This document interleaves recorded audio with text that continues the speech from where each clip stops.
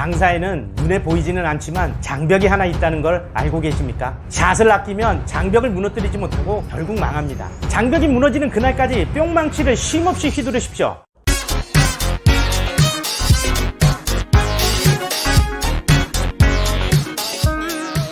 안녕하세요. 카페 창업 전문 유튜버 덕분이네입니다. 이번 영상은 카페 업종에 한정된 것이 아니라 모든 자영업에 해당되는 장사 이야기입니다. 카페도 장사입니다. 그래서 근본적인 성공의 룰은 같다고 할 수 있겠습니다. 카페 창업자분들의 이해를 돕기 위해 에스프레소 샷을 예로 들어 설명해 보겠습니다. 에스프레소 샷은 카페에서 가장 중요한 베이스 재료이자 메뉴입니다. 에스프레소가 매출의 가장 큰 부분을 차지하니까 샷에 들어가는 비용이 수익에 직접적으로 영향을 미치는 것이 사실입니다. 그래서 원두 가격과 손님의 리필 요구에 예민해질 수밖에 없죠. 그렇다고 값싼 원두를 사용하고 리필에 돈을 받는 것이 내 카페의 수익을 올리는 현명한 방법일까요? 덕분이네 경험으로 보면 이런 마인드를 가진 카페는 수익이 올라가는 것이 아니라 오히려 망하는 경우가 많았습니다. 왜 그럴까요? 그렇다면 어떻게 해야 할까요? 오늘은 이 얘기를 해보려고 합니다. 궁금하시다면 영상 끝까지 봐주세요. 구독과 좋아요도 꾹 눌러주시면 감사하겠습니다. 저에게 큰 힘이 됩니다.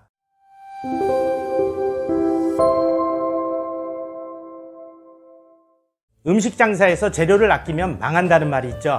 이 말이 왜 나왔을까요? 이 말을 반대로 하면 재료를 아끼지 않으면 성공한다는 말이 됩니다. 맞는 걸까요? 여러분, 장사에는 눈에 보이지는 않지만 장벽이 하나 있다는 걸 알고 계십니까? 이 장벽을 무너뜨리고 넘어서야 비로소 수익이 나고 성공할 수 있습니다. 하지만 대부분이 이 장벽이 존재한다는 것조차 모르고 있습니다.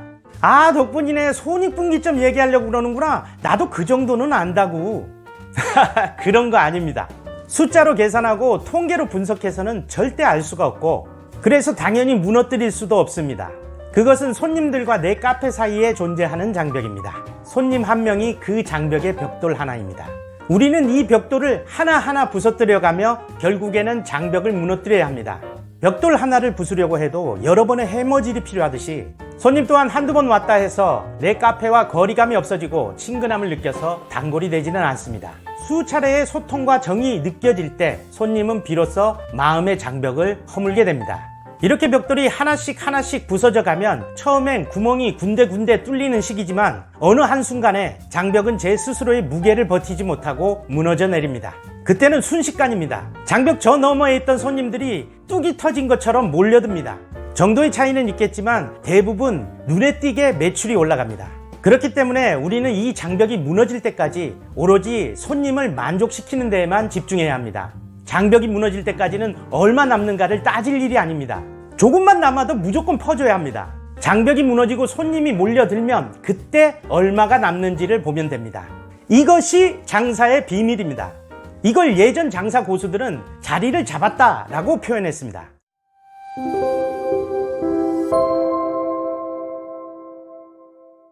커피 장사도 다르지 않습니다. 샷을 아끼면 장벽을 무너뜨리지 못하고 결국 망합니다. 왜 망했는지도 모르고 상권을 탓하고 경기를 탓합니다. 예전에 이런 장사의 비밀을 아시는 분들이 많았는데 요즘은 상대적으로 적습니다. 희한하게 정보가 발달할수록 이걸 아는 사람들이 점점 줄어듭니다. 그래서 자영업 시장이 숫자로 보면 레드오션인데 이것을 알고 있는 사람들에겐 블루오션이 되는 겁니다. 한 업종에서 성공한 사람이 여러 개를 하면서 계속 성공하는 비밀이 바로 여기에 있습니다. 자, 그럼 이런 장벽을 부수려면 어떻게 해야 할까요? 먼저 장비가 있어야겠죠? 그 장비가 바로 뿅망치입니다. 비유가 좀 웃긴가요? 그렇다면 제 작전이 먹힌 겁니다. 뿅망치로 맞으니까 어때요? 절로 미소가 지어지지 않습니까? 바로 그겁니다. 장사에서 돈은 손님의 미소에서 나옵니다. 미소는 손님의 장벽이 하나씩 허물어지고 있다는 신호입니다. 어떤 종류의 미소가 됐던 어떤 방법을 쓰던 간에 무조건 손님을 미소 짓게 만드는 겁니다. 원샷보다는 투샷을 넣은 메뉴 레시피를 구상하고 투샷보다는 쓰리샷을 넣어서 만든 레시피가 많아져야 합니다. 그러면 당연히 커피의 진한 풍미가 더해질 겁니다. 그 진한 풍미로 내 손님이 행복한 미소를 짓게 되는 것을 상상해 보십시오.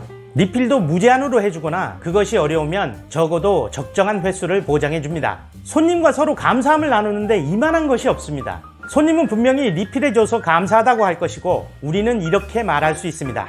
찾아주셔서 제가 더 감사합니다. 또는 날씨 얘기나 덕담을 나눌 수도 있을 겁니다. 손님과 긍정적인 교감과 소통을 하게 된다는 의미입니다. 자연스럽게 손님의 미소를 볼 수 있게 되는 거죠. 리필 한잔 해주시면 안 돼요? 죄송하지만 저희 가게에서는 리필해 드리는데 1,000원씩 받고 있습니다. 이건 장벽을 허무는 게 아니라 더 두텁게 쌓는 겁니다. 장벽이 무너지는 그날까지 뿅망치를 쉼없이 휘두르십시오. 손님의 미소를 보면 볼수록 꿈에 부푸십시오. 곧 터질 대박을 기대하십시오. 손님의 미소는 곧 돈입니다. 그렇게 장벽이 완전히 사라지면 그때 계산기를 꺼내 드십시오. 아마도 생각보다 많은 수익이 나고 있는 것을 확인하실 수가 있을 겁니다. 안녕하세요. 카페 창업 전문 유튜버 덕분이네입니다. 우리는 지금 폐업의 홍수 속에 살고 있습니다. 왜 망할까요? 가게가 너무 많고 경기도 안 좋고, 그래서 경쟁 때문에 단가는 점점 내려가고 아마도 대충 이럴 겁니다. 그렇다면 이 와중에 성공하는 일부는 뭘까요? 운명일까요? 운이 좋아서일까요? 아니면 금수저 건물주가 직접 가게를 운영해서일까요? 성공하는 사람들에 대해 그 이유를 생각해 보신 적이 있나요? 정말 진지하게 그 방법을 찾으려고 노력해 보신 적은 있나요? 요즘같이 폐업이 만연한 시대에 성공하는 소수는 개혁가이자 혁신하는 사람입니다. 즉 현재의 대부분의 사람들이 보편적으로 인식하고 있는 것들을 반대로 행하면서 성공을 거머쥔 사람들이죠. 반대로 할 수 있으려면 현재의 상황을 통찰력 있게 바라볼 수 있어야 합니다. 그리고 그것을 확신해야 합니다. 마지막으로 남들과는 다른 행보를 가야 하기 때문에 용기가 필요합니다. 그래서 덕분이네는 오늘 대부분이 실패할 수밖에 없는 이유 5가지를 정리해서 말씀드리려고 합니다. 또 이 5가지를 반대로 하면 성공할 수밖에 없는 이유가 되기도 합니다. 궁금하시다면 영상 끝까지 봐주시고요. 구독 꼭 눌러주세요. 그리고 오늘 영상 보는 것으로만 끝내지 마시고요. 스스로 생각해보는 시간을 꼭 가지셨으면 합니다.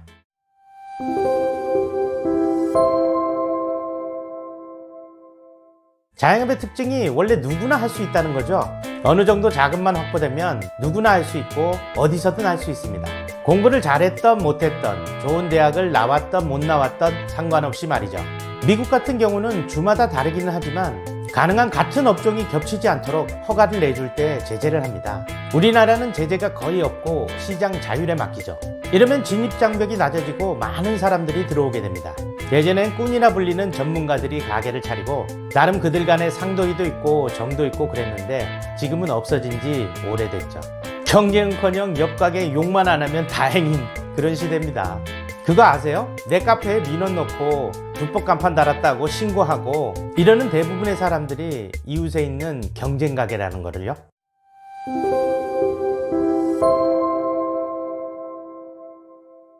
새로운 가맹점을 오픈하는데 규제가 없습니다. 가맹점이 잘 돼야 본사가 잘 된다는 말은 그럴듯해 보이지만 실상은 듣기 좋은 영업 멘트일 뿐입니다. 가맹점은 망해도 본사는 돈을 번다는 것이 현실이죠. 비교적 통계가 정확한 편의점만 보더라도 점주의 이익은 날이 갈수록 줄어드는 데 비해 가맹 본사의 이익은 계속 증가하고 있죠. 영주와 소장농이 존재했던 중세시대가 생각나는 것은 저만 그런 건가요?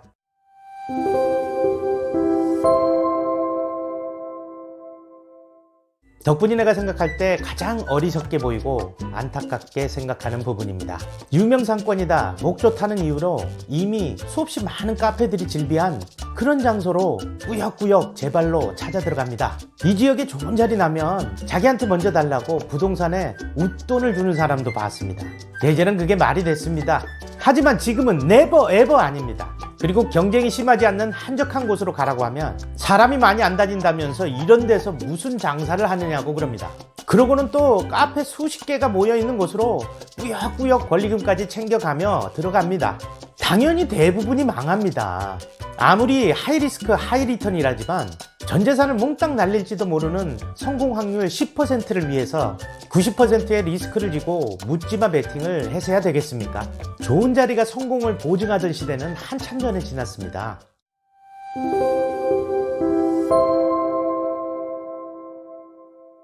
1, 2, 3번이 외부적인 이유라면 4, 5번은 내부적인 이유, 즉 나 자신의 문제입니다.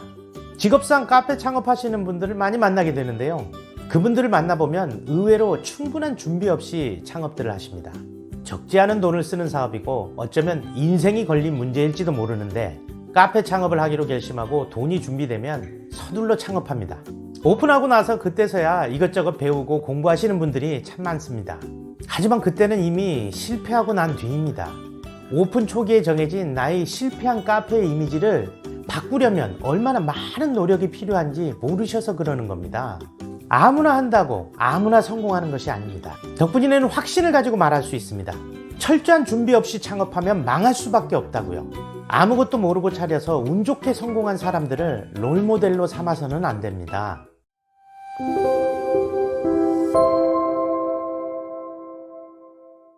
대부분의 사람들이 카페를 차리면 손님들이 오겠지 하고 생각합니다. 10년 전에는 그랬습니다.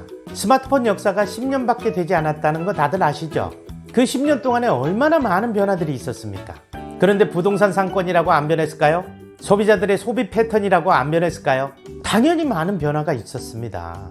그런데 아직도 많은 분들이 10년 전 사고방식과 인식으로 카페 창업을 바라봅니다. 그래서 상권 좋은 데서 인테리어 잘 해놓고 커피 맛있게 만들면 돈을 벌 거라고 생각합니다.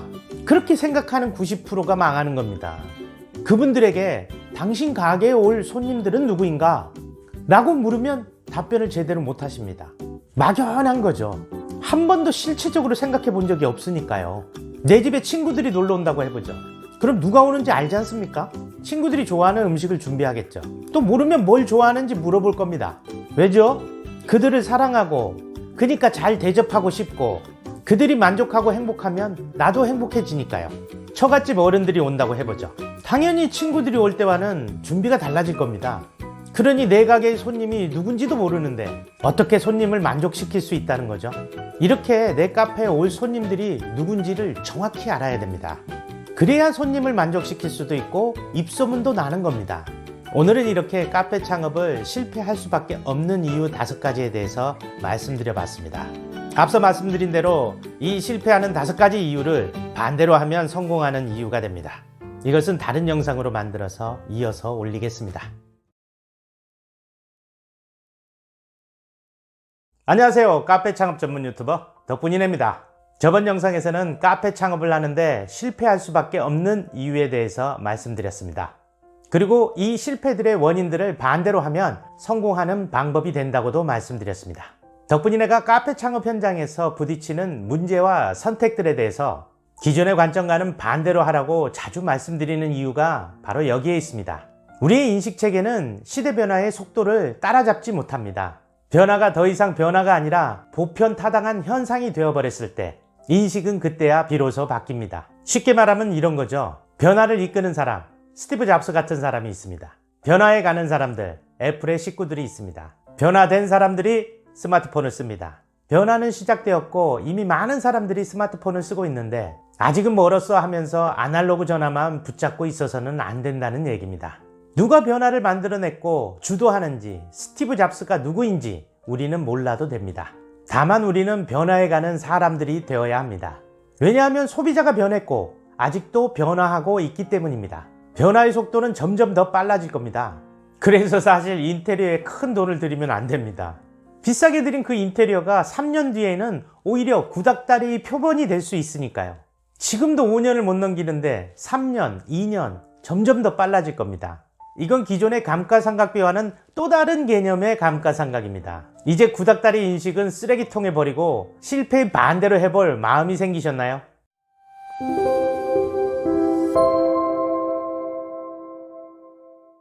자영업은 누구나 할 수 있지만 내 카페만큼은 누구나 할 수 없는 카페로 만드는 겁니다.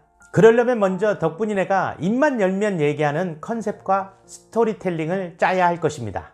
그리고 거기에 맞게 인테리어를 해야겠죠. 컨셉과 스토리텔링에 따라 인테리어 구상이 나오겠지만 꼭 지켜야 할 것은 흔히 보는 그런 인테리어는 절대 하지 말아야 한다는 겁니다. 돈을 쓰라는 얘기가 아닙니다. 이건 돈으로 해결되는 것이 아닙니다. 아이디어가 필요한 것입니다.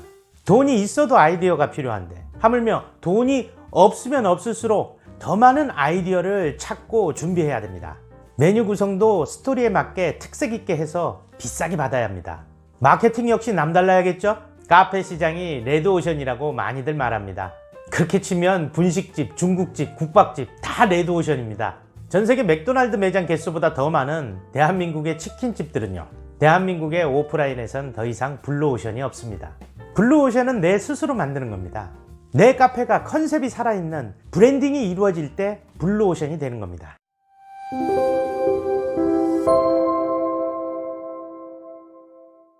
프랜차이즈와 건물주는 묘하게 닮은 점이 많습니다. 그중 하나는 내가 돈을 많이 내면 낼수록 그들의 콧대는 더 올라간다는 거죠. 월세든 가맹비든 돈은 내가 주는데 이것이 비싸면 비쌀수록 갑질은 더 심해집니다. 웃기죠? 요징형입니다. 돈을 많이 줘도 고마워하지 않습니다. 이것은 하나의 굴레입니다. 스스로 독립하지 않으면 벗어날 수 없는 시스템의 굴레입니다. 다행히 온라인 세상이 열리면서 흙수저도 굴레를 벗어나 자수성가할 수 있는 시대가 왔습니다. 비싼 임대료의 건물, 높은 로열티의 프랜차이즈가 아니더라도 성공할 수 있는 시대가요. 언제까지 나와 내 가족의 생계와 행복을 남의 손에 맡기실 건가요? 나의 브랜드를 만드십시오. 내가 갑이 되는 점포에 들어가십시오. 거기서 나의 상표, 나의 브랜드를 만들고 자수성가의 꿈을 실현시키십시오. 지금 독립하지 않으면 영원히 종속될 수도 있습니다.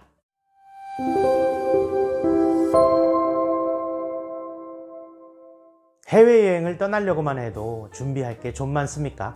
지도 챙겨야죠. 생필품은 물론이고 가서 입을 옷까지도 준비해야 되고 무엇보다 여기저기 둘러볼 것을 수도 없이 검색하곤 하죠. 그곳이 어떻게 생겼고 만날 사람은 누구이고 먹을 음식은 뭐고 여튼 가지 않아도 강거나 진배 없이 머릿속에서 훤히 보이지 않습니까? 그렇게 카페 창업을 준비해야 합니다. 간판, 어닝, 유리창, 출입문, 오른쪽 벽, 왼쪽 벽, 천장, 바닥, 바, 기계, 창고, 화장실, 의자, 탁자, 조명, 메뉴, POP 뭐 전부 다 합니다. 머릿속에서 가게의 모든 곳을 볼 수 있어야 합니다.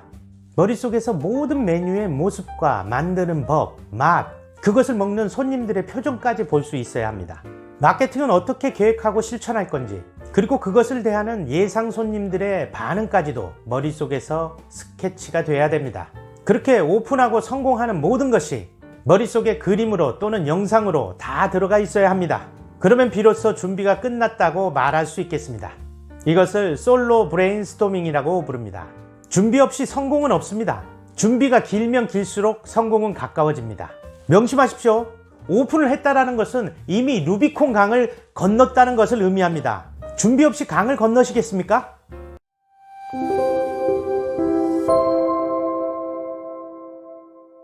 덕분인의 마인드 시리즈 다음 편이 마케팅 편입니다. 거기서 주로 다루게 될 내용이 바로 손님이 누군지 알고 그들을 만나고 또 그 손님들을 내 손님으로 만드는 방법을 얘기하는 건데요. 여기서 한 가지를 예를 들면 손님을 미리 만나는 겁니다. 직접 찾아가서 만나라는 얘기는 아니고요. 우선 카페를 차릴 지역이 정해져야겠죠. 물론 그 지역은 내가 잘 알고 있는 곳이어야 합니다. 그 지역의 각종 커뮤니티에 가입해서 온라인상에서 만나보는 겁니다. 내가 사는 지역이라고 해도 막상 내가 카페를 하겠다 결심한 후에 커뮤니티에 가입해서 사람들을 만나보면 새로운 것이 보이기 시작합니다. 목적성을 가지고 보니까요. 그렇게 지역의 특성과 사람들을 구체적으로 파악하는 겁니다. 이 아파트 단지는 어떤 특성이 있고 그곳 주민들은 어떤 성향을 가지고 있는지, 또 이 동네는 어떻고 유명한 식당은 어디고 왜 그런지 그렇게 꾸준히 알아가고 기록해 가다 보면 어느 순간 알게 됩니다. 내가 만나게 될 손님과 그 손님이 좋아하는 메뉴와 어떻게 하면 행복하게 만들 수 있는지를 알게 됩니다. 이렇게 성공으로 다가가는 겁니다. 어떠세요? 도움이 좀 되셨나요? 도움이 되셨다면 구독 꾹 눌러주시고요. 댓글도 많이 달아주세요. 기분도 좋아지고 정말 큰 힘이 되더라고요. 오늘은 여기까지 할게요. 아는 것과 행동하는 것은 다릅니다. 나만의 카페를 갖고 싶으세요? 그럼 오늘부터 그 카페를 머릿속에다 그리기 시작하세요. 문부터 그려보시면 어떨까요? 이 채널이 있는 이유는 당신이 있기 때문입니다. 당신의 덕분입니다. 안녕하세요. 카페 창업 전문 유튜버 덕분이네입니다. 오늘은 책 한 권을 소개해 드리려고 합니다. 10년이 넘었으니까 꽤 오래전에 나온 책인데요. 저도 처음 카페 창업을 할 때는 책을 여러 권 읽었습니다. 스타벅스 하워드 슐츠의 자서전에서부터 카페와 창업에 관련된 책들은 두루두루 섭렵을 했다고 할 수가 있죠. 하지만 오늘 소개시켜드릴 이 한 권의 책을 만나면서 참 많은 것들이 변했다고 생각합니다. 예전 영상에서 덕분이네의 16년 전 처음 창업이 어떠했는지 말씀드렸던 적이 있었죠. 아무것도 모르고 오픈하던 날 직원은 5명인데 하루 종일 손님이 11명밖에 안 왔다는 그 얘기 말입니다. 그때 당시에는 정말 등골에 식은땀이 다 나더라고요. 그래요. 몇 달을 전단을 돌려도 상황은 나아지질 않았습니다. 저는 참 궁금했습니다. 왜 실패했는지가 말이죠. 항상 그것이 고민이었습니다. 도대체 카페의 성공의 열쇠는 무엇인가? 어떤 원리로 성공하게 되는가? 성공하려면 또 무슨 준비를 어떻게 해야 되는가? 실패에 실패를 거듭하면서 수많은 의문이 꼬리를 물고 꼬리를 물어서 결국 이 책까지 도달하게 된 것 같습니다. 물론 해답을 얻었다는 얘기는 아니고요. 의문을 풀 단서를 찾았다는 얘기가 되겠죠. 오늘은 그 단서를 제공해준 이 책에 대해서 소개시켜 드리려고 합니다. 이 단서를 토대로 저는 끊임없이 도전하고 개발하여 미국에서 큰 성공을 거두게 됩니다.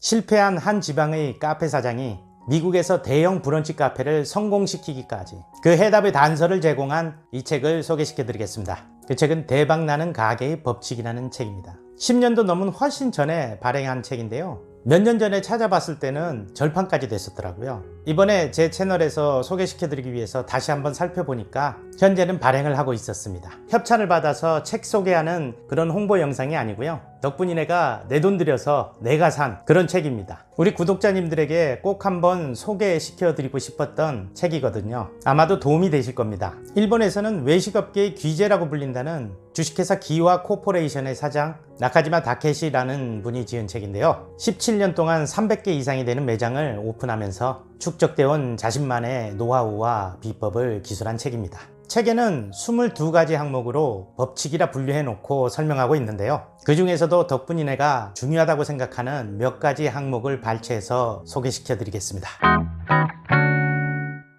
번창하는 가게에는 아우라가 있다. 지은이는 문득 거리를 지나다 이끌리는 가게에는 공통점이 있다고 합니다. 바로 독특한 아우라를 풍기고 있다는 것인데요. 이 아우라는 분위기일 수도 있고 그 가게의 생김새일 수도 있습니다. 가게에 발을 들여놓는 순간 오싹한 한기가 드는 가게도 있고 따뜻한 온기를 느끼는 가게도 있습니다. 이런 것들이 총체적으로 아우라라고 표현할 수 있다는 거죠. 그러면서 묻습니다. 여러분은 여러분의 가게에 아우라를 풍기고 있는지요? 지은이는 22개의 항목을 통해서 자신의 가게에 아우라를 풍기게 하는 방법을 제시하고 있는 것입니다. 그 첫 번째가 덕분이라도 항상 말씀드리는 컨셉입니다. 처음 정하는 이 컨셉이 가게의 70%를 결정한다고 얘기합니다.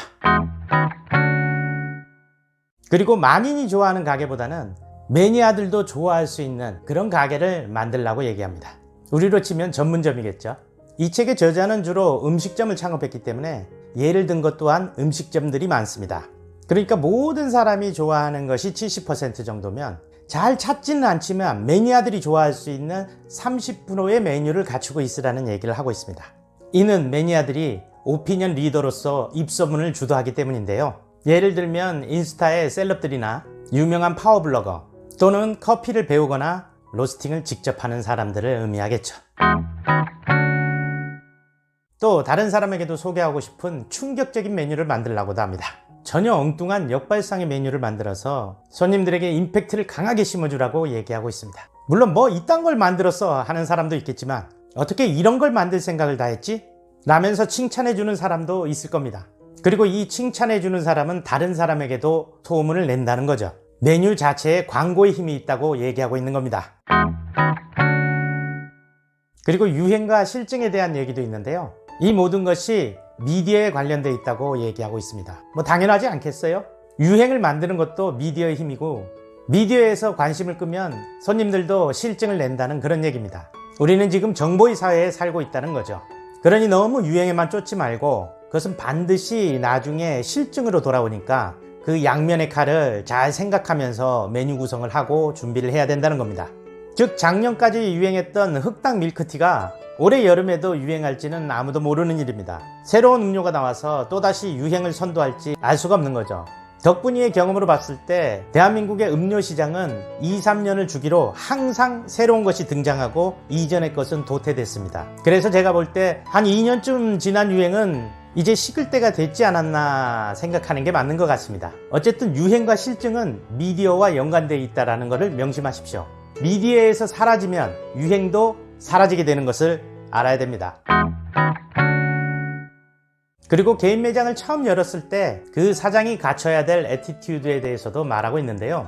좀 고자세로 나가라고 제안하고 있습니다. 처음 문을 열었을 때는 어느 정도 고집이 있다는 걸 보여줘야 된다는 겁니다. 그것이 전문성과도 연관이 있겠죠? 처음 오픈한 가게가 무조건 굽실거리면 손님들이 우습게 본다는 얘기입니다. 물론 고자세를 보이면서 장사를 하면 불평하는 손님도 당연히 있을 겁니다. 하지만 그래도 괜찮다는 거예요. 모든 손님에게 좋은 인상을 심어준다는 것은 역으로 얘기하면 개성이 없다라는 말도 된다는 얘기죠.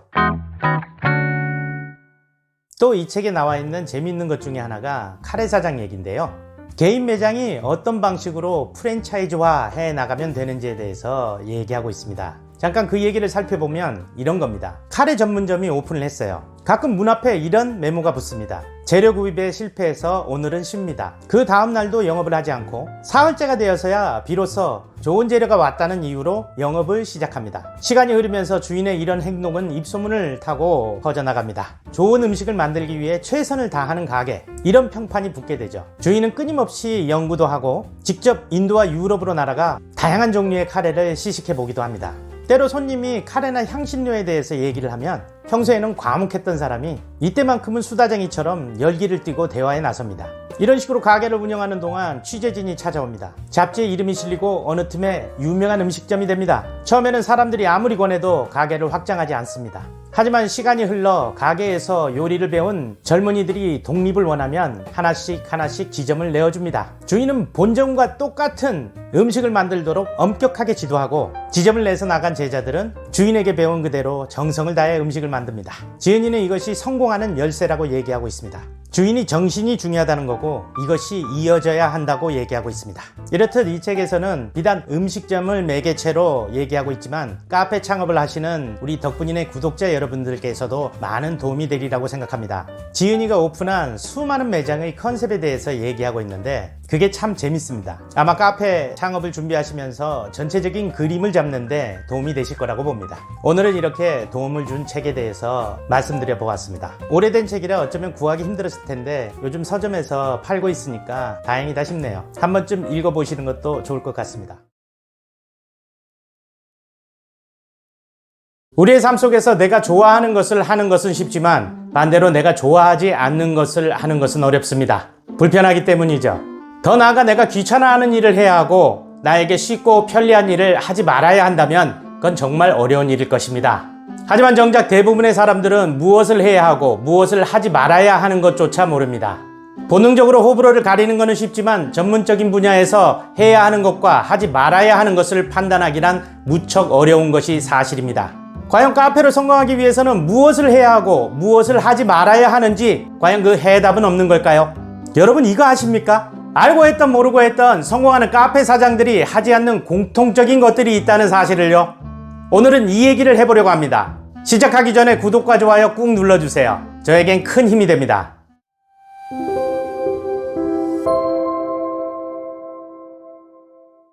에스프레소의 탄생은 커피를 사람이 손으로만 하던 시대에서 기계적으로 추출하는 시대로의 시작이라 할 수 있겠습니다. 그래서 에스프레소에는 기계적 공식이라는 게 있습니다.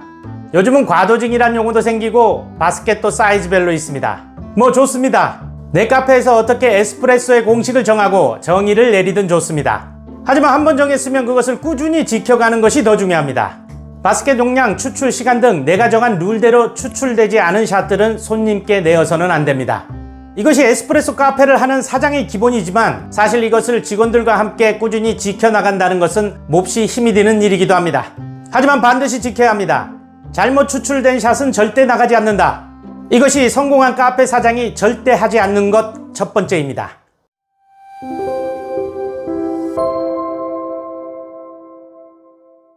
화와 짜증은 그 크기는 다르지만 종류가 같습니다. 화를 내면 당장의 후폭풍을 감내해야 하기 때문에 화를 내기 전에 어느 정도 참으려는 인내심이 생기는 것도 사실입니다. 하지만 짜증이라는 것은 이 정도야 뭐 하는 마음이 저변에 깔려있기 때문에 쉽고 편하게 노출시키곤 합니다. 이걸 아셔야 합니다. 잦은 짜증은 상대를 질리게 만들고 그 자리를 피하고 싶게 만듭니다. 난 직원에겐 짜증을 부려도 손님에겐 언제나 상냥하게 돼 라고 말해봐도 그것은 하나만 알고 둘은 모르는 사람의 말일 뿐입니다. 짜증은 전염되기 때문입니다. 직원을 통해 손님에게 전염되고 그 손님을 통해 다시 내 직원에게 전파됩니다. 세계에서 가장 많은 매장을 가지고 있는 세계적인 프랜차이즈 서브웨이 창시자 프레드릭 드루카가 아직 20대였던 서브웨이 초창기 시절 얘기입니다. 당시 몇 개의 매장을 운영하고 있던 초보 사장 프레드릭은 어느 날 한 매장을 방문하고 깜짝 놀라게 됩니다. 매장이 너무 지저분했던 겁니다. 야채 부스러기는 바 통로 여기저기에 떨어져 있고 매장 안 쓰레기통에는 쓰레기가 넘쳐나고 있었습니다. 프레드릭은 짜증을 내며 그곳 매니저에게 잔소리를 퍼부었습니다. 프레드릭이 매장을 떠나고 남은 그 매니저는 너무너무 억울했습니다. 사장도 없는 매장을 주인의식을 가지고 열심히 했을 뿐인데, 그래서 점점 손님이 늘어나고 바빠져서 청소할 시간도 없었던 것인데, 그것도 모르고 짜증만 부린 사장이 너무나 야속했습니다. 그날 저녁 마감 때 그 매니저는 재료 중에서 제일 비싼 소스와 오일을 골라서 싱크대에 통째로 버렸답니다. 어떠세요 여러분? 혹시 나만의 기준으로 손님과 직원을 판단하고 있지는 않으신가요? 손님과 직원에게 절대 짜증을 내지 않는다. 성공한 카페 사장이 절대 하지 않는 것 두 번째입니다.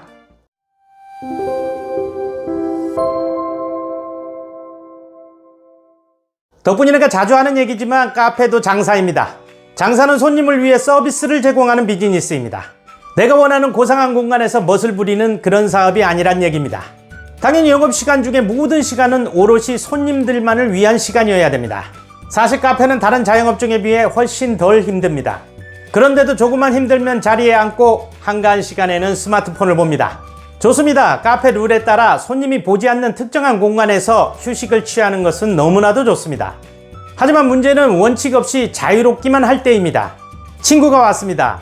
반가운 마음에 같이 홀 테이블에 앉아서 커피를 마시면서 수다를 떱니다. 여러분이 손님이었을 때 이런 카페의 사장이 성실하게 보이던가요?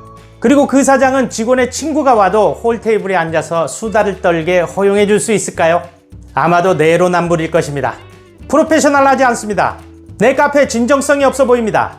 한마디로 카페 사업을 우습게 보는 인상을 준다는 겁니다. 영업시간에는 손님 테이블에 절대 앉지 않는다. 성공한 카페 사장이 절대 하지 않는 것 세 번째입니다.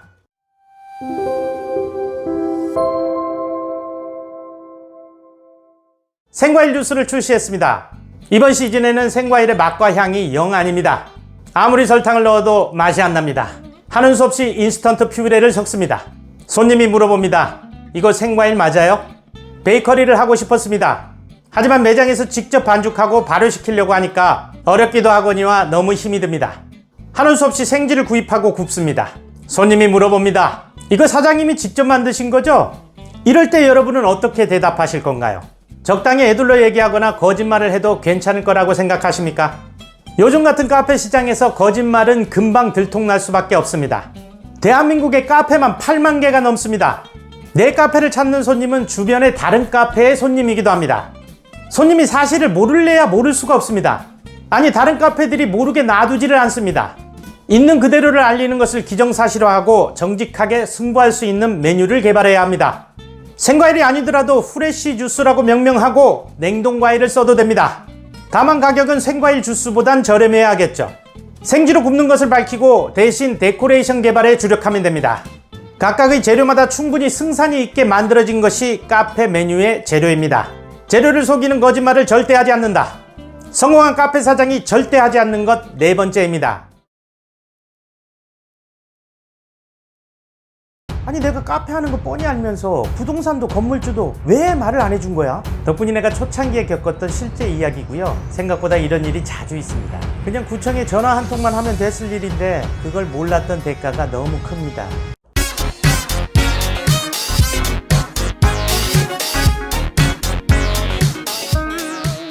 안녕하세요. 카페 창업 전문 유튜버 덕분이네입니다. 덕분이네가 하는 코칭 중에서 모두가 궁금해할 만한 것들을 덕분이네 마음대로 골라서 답변해주는 덕분이네 정답을 알려줘 시간입니다. 오늘의 질문, 점포 계약할 때 뭘 챙겨야 하나요? 오랜 시간 동안 카페 창업을 준비하다가 정작 점포 계약을 하는 순간이 오면 긴장하고 실감이 나지 않아서 챙길 것도 못 챙기고 실수도 하게 되는 일까지 종종 발생합니다. 덕분이네도 처음 계약할 때 그랬습니다. 저 같은 경우는 두세 번까지도 그렇더라고요. 그래서 그 뒤부터는 꼭 챙겨야 될 사항들을 메모해두고 계약 전에 미리 체크하는 습관을 가졌습니다. 계약서 쓰는 날은 사인만 하면 되니까 편안해지더라고요. 여기서 팁을 드리자면 계약은 부동산을 가급적이면 끼고 하시라는 겁니다. 그리고는 부동산에 일을 많이 시키는 겁니다. 사전에 부동산을 통해 모든 조율을 마치고 계약일에는 사인만 할 수 있게 말이죠. 덕분이니까 지난 영상에서도 말씀드린 바가 있는데 부동산 계약은 사는 사람이 갑입니다. 그러니까 을처럼 굴지 마세요. 돈 많은 부자처럼 사고하고 행동하세요. 항상 여유를 가지세요. 여기 아니면 딴 데 하지 뭐, 이렇게요. 이런 마음으로 임하시고 조율이 끝날 때까지는 계약일을 잡지 않는 게 좋습니다. 그러다가 그 가게를 놓치더라도 후회하지 마세요. 오, 더 좋은 매장이 나타나려고 그러나 본데, 이렇게 생각하세요.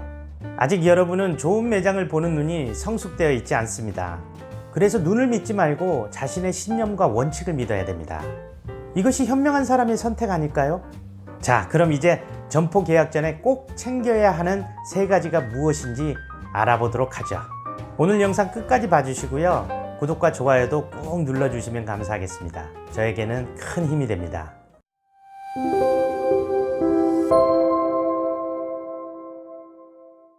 계약을 하고 멋진 설계를 위해 인테리어 업자를 불렀는데 그분이 이리저리 살피더니 이럽니다. 사장님, 여기는 하수구가 없어서 배수가 안 되는데요? 이게 뭔 말이지? 아니, 내가 카페 하는 거 뻔히 알면서 부동산도 건물주도 왜 말을 안 해준 거야? 이런 일이 생각보다 자주 있습니다. 건물주도 부동산도 몰라서 얘기 안 한 게 아닙니다. 자기 소관이 아니니까, 자기들은 손해볼 일이 없으니까 신경을 안 쓰는 것 뿐입니다. 물론 해결책은 항상 있습니다. 가까운 화장실이나 다른 호실의 싱크대에서 급배수 시설을 끌고 오면 됩니다. 문제는 돈이 든다는 겁니다.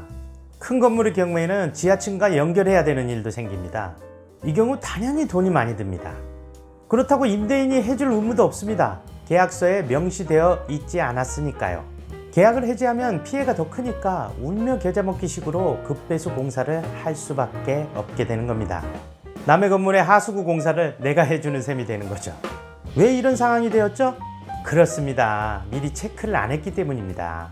눈으로 확인 한 번만 하면 되는 일이었는데 말이죠. 여기서 또 팁을 드리자면 점포 계약과 관련해서는 말을 믿지 말라는 겁니다. 단순하게 보면 모두가 계약서 한 장을 얻기 위해 말하고 행동하는 겁니다. 자신에게 이로우면 모르고도 거짓말하고 알면서도 거짓말하는 시장이 바로 부동산 시장입니다. 거기에 휩쓸리지 않으려면 나는 여기 계약 안 해도 된다 라는 마인드가 기본적으로 깔려 있어야 합니다. 그래야 욕심이 안 생기고 객관적으로 보는 시각이 생깁니다. 이런 눈으로 현장을 확인하고 직접 서류를 떼면서 꼼꼼하게 체크하는 겁니다. 카페 계약 전에 반드시 체크해야 할 첫 번째는 급배수 시설입니다.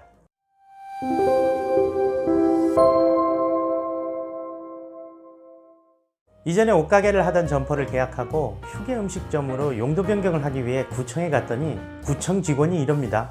선생님, 정화조 용량이 모자라서 용도 변경이 안 되는데요? 이게 뭔 말이지? 아니, 나는 고상한 카페를 하고 싶은 건데 왜 내가 나무 건물 오물 창고까지 신경 써야 되는 건데? 이런 일도 생각보다 자주 있습니다. 이것도 앞서 말한 급배수 시설과 똑같습니다. 정화조 용량을 늘리는 공사를 하면 해결됩니다. 하지만 애석하게도 돈이 많이 들죠. 이건 앞에 급배수 공사보다 더 듭니다. 최악의 경우 정화조를 새로 심어야 하는데 이럴 경우에는 공사 비용이 1,000만 원을 넘어가는 경우도 있습니다. 이럴 때 건물주가 비용을 내는 거를 저는 보지 못했습니다.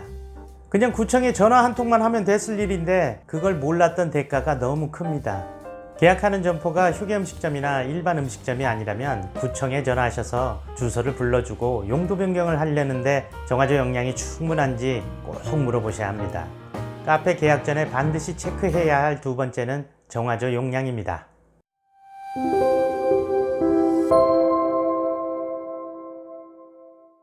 공사가 끝나고 오픈하는 날, 손님이 엄청나게 많이 오셨습니다. 정신없이 음료를 만들다가 사이드 메뉴 주문이 들어와서 오븐에 전원을 켜는 순간 음악, 조명, 그라인더 뭐 할 거 없이 한꺼번에 모든 것이 나가버립니다. 이게 뭔 일이지? 정전이야? 거짓말 같으신가요? 덕분에 내가 초창기에 겪었던 실제 이야기고요. 생각보다 이런 일이 자주 있습니다. 초보 창업자분들은 전기는 콘센트만 있으면 마음대로 쓸 수 있다고 생각하십니다. 집에서처럼요. 하지만 매장은 다릅니다. 내가 얼마를 쓰겠다 싶으면 그거를 한전에 알려줘야 합니다. 이걸 전기 승합 신청이라고 하는데요. 보통 신축 건물의 경우는 호수 하나당 5kg 이하로 전기가 들어와 있는 경우가 많습니다. 카페의 경우는 보통 10kg에서 15kg 정도의 전기를 사용합니다. 물론 오븐기가 많은 전문 베이커리 카페나 브런치 카페 같은 경우에는 20-30kg를 훌쩍 넘기는 경우도 있습니다. 덕분이네도 25kg까지 사용해 본 적이 있습니다. 승합에 들어가는 비용은 1kg당 15만원 정도를 잡으시면 됩니다. 이를테면 기존의 전기가 5kg고 이것을 15kg 정도로 승합을 하려고 한다면 한전에 내는 불입금과 전기 공사 비용을 합쳐서 150만원 정도가 들어간다고 생각하시면 됩니다. 이런 전기 승합 공사는 공사 일정 중에 가장 먼저 하시는 게 좋습니다. 미리 하지 않고 오픈 후에 수습하려고 하면 돈이 더 드는 것은 둘째치고 이에 따른 돌발 변수들이 생기고 무엇보다 영업에 심각한 타격을 받게 됩니다. 계약하려는 점포의 기존 전압을 알고 싶으시면 한전에 문의하시거나 우편함에 있는 전기 고지서를 살펴보세요. 계약 전력이 얼마인지 확인하시면 되는 겁니다. 카페 계약 전에 반드시 체크해야 할 세 번째는 전기 승합이었습니다. 안녕하세요. 카페 창업 전문 코치 덕분이네입니다. 덕분이네는 카페 창업을 하시는 분들을 코칭을 통해 도와드리는 일을 하고 있는데요. 카페 컨셉을 잡는 것은 물론이고 인테리어, 메뉴 구성까지 카페 창업에 관한 모든 일들을 전방위적으로 코칭합니다. 그래서 덕분이네가 코칭하는 과정과 실전 현장을 소개함으로써 카페 창업을 준비하시는 많은 분들에게 실질적인 도움을 드리고자 합니다. 이번 영상은 대전 용운동에 위치한 카페 신이 내린 오후입니다. 시작하기 전에 구독과 좋아요 꾹 눌러주세요. 저에겐 큰 힘이 됩니다.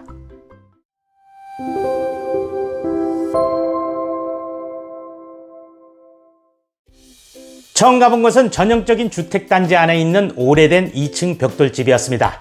이사를 하게 되면서 비워진 이곳을 카페로 개조하고 싶어 하셨습니다. 그러려면 차별화된 무언가를 찾아야만 했습니다. 주변이 거의 같은 모양의 주택들로 따닥따닥 붙어 있었기 때문이죠. 그러기 위해서 덕분이네는 유니크한 커피, 어디서도 본 적 없는 인테리어 스타일로 승부를 봐야 한다고 판단했습니다. 우리는 먼저 싱글 오리진 원두를 배합하고 쉬지 않는 다크한 원두를 창조해서 핸드드립으로 내려주기로 했습니다. 인테리어는 오래된 주택의 날 것 그대로의 느낌을 최대한 살리기로 하고 이것을 러프 빈티지 스타일이라고 이름 붙였습니다.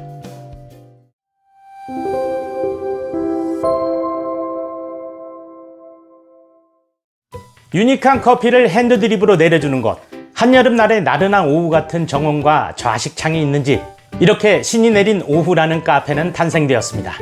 신이 주신 것 같은 커피와 공간이 있는 카페 신이 내린 오후의 스토리텔링은 이렇습니다. 여름날 한가한 시간, 천둥은 구름 속에 굴러다니고 비는 쏟아지다 말다 하고 뻐꾸기 소리 들리는 여름날 오후. 그러한 때는 어떻든 유복하구나 은총이여.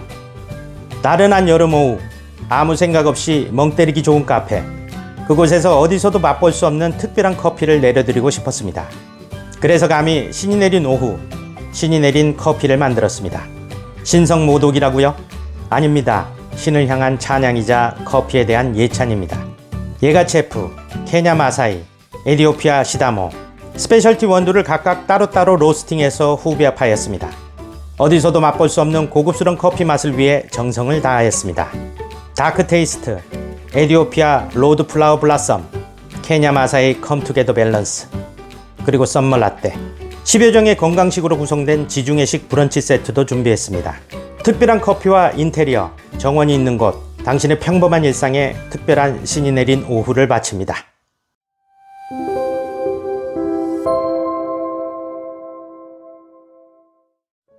오래된 건물을 리뉴얼할 때에는 철거가 가장 중요하다고 할 수 있습니다. 철거를 어떻게 계획적으로 하느냐에 따라 스타일도 살릴 뿐만 아니라 많은 돈도 절약할 수 있습니다. 빈티지 스타일의 리뉴얼은 철거의 예술이라고 보면 됩니다. 우리는 오래된 주택의 날 것 그대로의 느낌을 최대한 살리기 위해 철거를 부분 섬세하게 체크하며 진행했습니다. 그리고 철거된 그 상태 그대로를 그라인더를 이용해 갈아내고 코팅을 입혀서 마무리했습니다. 거기에 세련미를 더해주기 위해 실버 헤어라인 스테인리스와 티타늄 골드 스테인리스를 과감하게 사용하였습니다. 오래된 빈티지 건물이 미래적 느낌의 금속과 만나면서 묘한 이질감을 주도록 의도하였습니다. 천장의 조명 역시 그 이질감을 극대화하는 미래적 느낌의 라인 등을 수제로 제작하여 달았습니다. 부족한 조도는 주로 스탠드 등을 이용하여 맞추었고 천장이나 벽을 관통하는 전선은 빈티지 느낌이 나는 스틸 파이프에 넣어 마감하였습니다. 곳곳에 인상적인 액자를 비치하고 갤러리 등을 심어 이질적이지만 세련된 느낌이 나도록 하였습니다. 우리는 건물 외관, 즉 파사드에 변화를 주기 위해 창호와 출입문의 아이디어를 집중했습니다. 그렇게 완성된 것이 손님이 앉을 수 있도록 고안된 툭 튀어나온 창틀 좌석과 회전문이었습니다. 창틀 좌석은 좌식으로 만들었는데 손님이 편안하게 앉을 수 있도록 고급 카페트도 깔고 스탠드 등을 두어 분위기도 올렸습니다. 1층은 러프 빈티지 스타일로 회색 톤의 중후한 느낌이라면 2층은 화이트 빈티지로 밝은 느낌이라 하겠습니다. 가구는 빈티지와 찰떡궁합인 금장 프레임과 벨벳 천으로 된 의탁자를 사용하였습니다. 이곳 카페 사장님은 공사에도 열정적으로 참여하셨는데 단체석 테이블을 직접 만들기도 하고 유럽 미장을 배워 몇몇 벽을 혼자 칠하기도 하셨습니다. 특히 화장실은 직접 디자인을 하고 카페의 톤 앤 매너를 지켜가며 인상적으로 만드셨습니다. 바는 올 스테인리스로 제작하였는데 디스펜서나 워터 스테이션 등의 시스템이 잘 적용될 수 있도록 신경 썼습니다.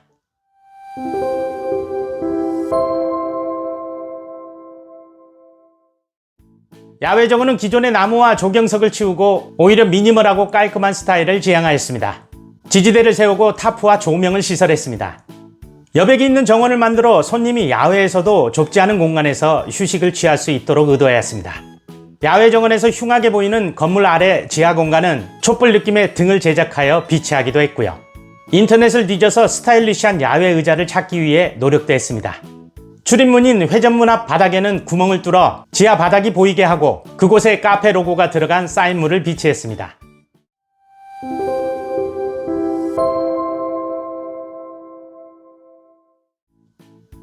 덕분이네 마인드 메뉴편을 보신 분들은 아시겠지만 메뉴는 기본 메뉴 카테고리와 스페셜 메뉴 카테고리, 그리고 보디가드 메뉴와 시그니처 메뉴 이렇게 네 부분으로 구분됩니다. 카페 신이 내린 오후의 메뉴 역시 이런 원칙으로 구성하였습니다. 아메리카노 가격은 4,500원으로 책정했고요. 스페셜 메뉴로 신이 내린 오후라는 네이밍과 어울리는 썸머 라떼를 채택했습니다. 우리는 몇 가지 썸머 라떼 베리에이션을 만들고 시노 썸머 애프터눈이라고 명명했습니다.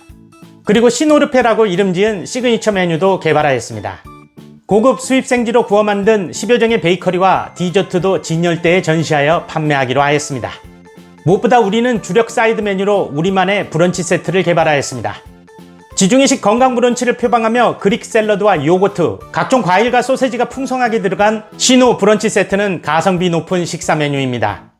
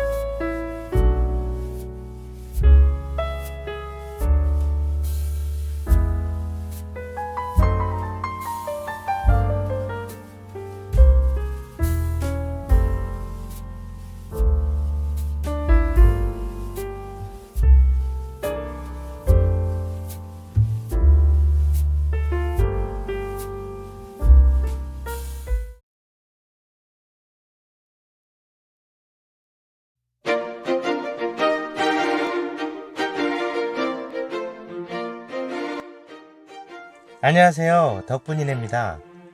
저는 카페 창업을 준비하시는 분들의 고민을 들어주고 문제점이 있으면 코칭을 통해 해결해주는 일을 하고 있는데요. 코칭은 컨설팅과는 많이 다릅니다. 일테면 창업 비용을 줄이기 위한 셀프 인테리어 방법을 알려드리기도 하고요. 작게는 내 카페의 커피 가격은 얼마가 적당할까, 이런 것에 대한 해답을 제시하기도 합니다. 이렇게 나에게 꼭 필요한 부분만을 골라서 저렴한 가격으로 전문가의 솔루션을 받기 때문에 많은 분들이 부담없이 문의를 주시고 또 코칭을 하는데요. 코칭 내용 중에 많은 분들이 궁금해하시는 질문을 골라서 영상으로 담아보려고 합니다. 그럼 오늘의 질문, 프랜차이즈 카페와 개인 카페 중에 어떤 게 좋나요? 이것에 대해서 말씀드려 볼게요. 사실 이런 질문에 대한 영상들은 유튜브에 여러 개가 있습니다. 그런데 다들 답변이 프랜차이즈 카페는 이런 장단점이 있고 개인 카페는 저런 장단점이 있으니까 자신에게 맞는 걸 하라고 하더라고요. 이건 솔루션이 아니라 분석인 거죠. 물론 카페를 하시려는 분들 각자마다 입장이 다를 수는 있을 거예요. 제가 이런 질문을 해볼게요. 여러분의 친구가 서울에서 제주도를 가려고 해요. 그 친구는 제주도가 처음이에요. 차가 없다는 전제하에 배와 비행기 둘 중에 하나를 선택해야 합니다. 여러분은 둘 다 타고 가본 경험이 있어요. 그럼 그 친구에게 여러분은 무엇을 타고 가라고 권하시나요? 다는 아니더라도 대부분은 비행기를 타라고 권할 겁니다. 왜죠? 가장 큰 이유가 시간이 적게 걸린다는 걸 거예요. 우리가 보통 선택을 못할 때는 그걸 잘 몰랐을 때입니다. 제대로 알면 의외로 선택이 쉬워요. 무엇이 중요한지 알았기 때문이죠. 이처럼 덕분이네에게 프랜차이즈 카페와 개인 카페 중에서 어떤 걸 하는 게 좋냐고 물으면 저는 거침없이 개인 카페가 좋다고 대답하겠어요. 비행기를 선택한 이유가 시간이면 개인 카페를 선택한 이유는 컨셉 때문입니다. 프랜차이즈와 개인은 사업의 시작 방식이 정반대예요. 근본적으로 다르다는 얘기예요. 프랜차이즈는 컨셉이 이미 정해져 있습니다. 그리고 그 컨셉에 맞는 지역을 찾아요. 이게 프랜차이즈의 상권 분석이란 거거든요. 그런데 여기서 딜레마가 생깁니다. 다른 브랜드와 차별화된 컨셉을 잡으면 그 컨셉에 맞는 지역이 적어지는 거예요. 비슷한 컨셉을 잡으면 가맹점을 내줄 지역은 많아지지만 웬만큼 많은 사람이 모이는 곳이 아니면 비슷비슷한 브랜드끼리 서로 나눠 가져야 되니까 매출이 오르지 않는다는 거예요. 그래서 그들에게 해답은 유동인구가 되는 겁니다. 유동인구가 많아야 고만고만한 컨셉으로라도 나눠 가질 수 있으니까요. 이걸 가맹점의 입장에서 한번 봐보죠. 우선 프랜차이즈 카페를 하려면 유동인구가 많은 대로변 자리를 계약해야 됩니다. 프랜차이즈 카페를 유동인구가 적은 외진 곳에 하는 건 정말 말이 안 되는 거예요. 그런 본사는 뭔가 사심이 있는 거예요. 대로변 자리는 권리금을 많이 줘야 합니다. 보증금도 높아요. 월세도 세요. 근데 옆에 있는 다른 카페와 내 카페가 비슷비슷해요. 나라도 아무데나 빈자리 있는 카페를 찾아가겠어요. 도대체 누굴 위해 이 카페를 차린 걸까요? 반대로 개인 카페는 지역 상권을 먼저 분석합니다. 내가 살거나 다니는 곳이라 그 지역 성격을 내가 잘 알고 있습니다. 굳이 대로변에 차릴 필요가 없어요. 그 지역 사람들에게 내 카페를 알리면 되니까요. 권리금도 안 들어요. 보증금도 낮아요. 월세도 저렴해요.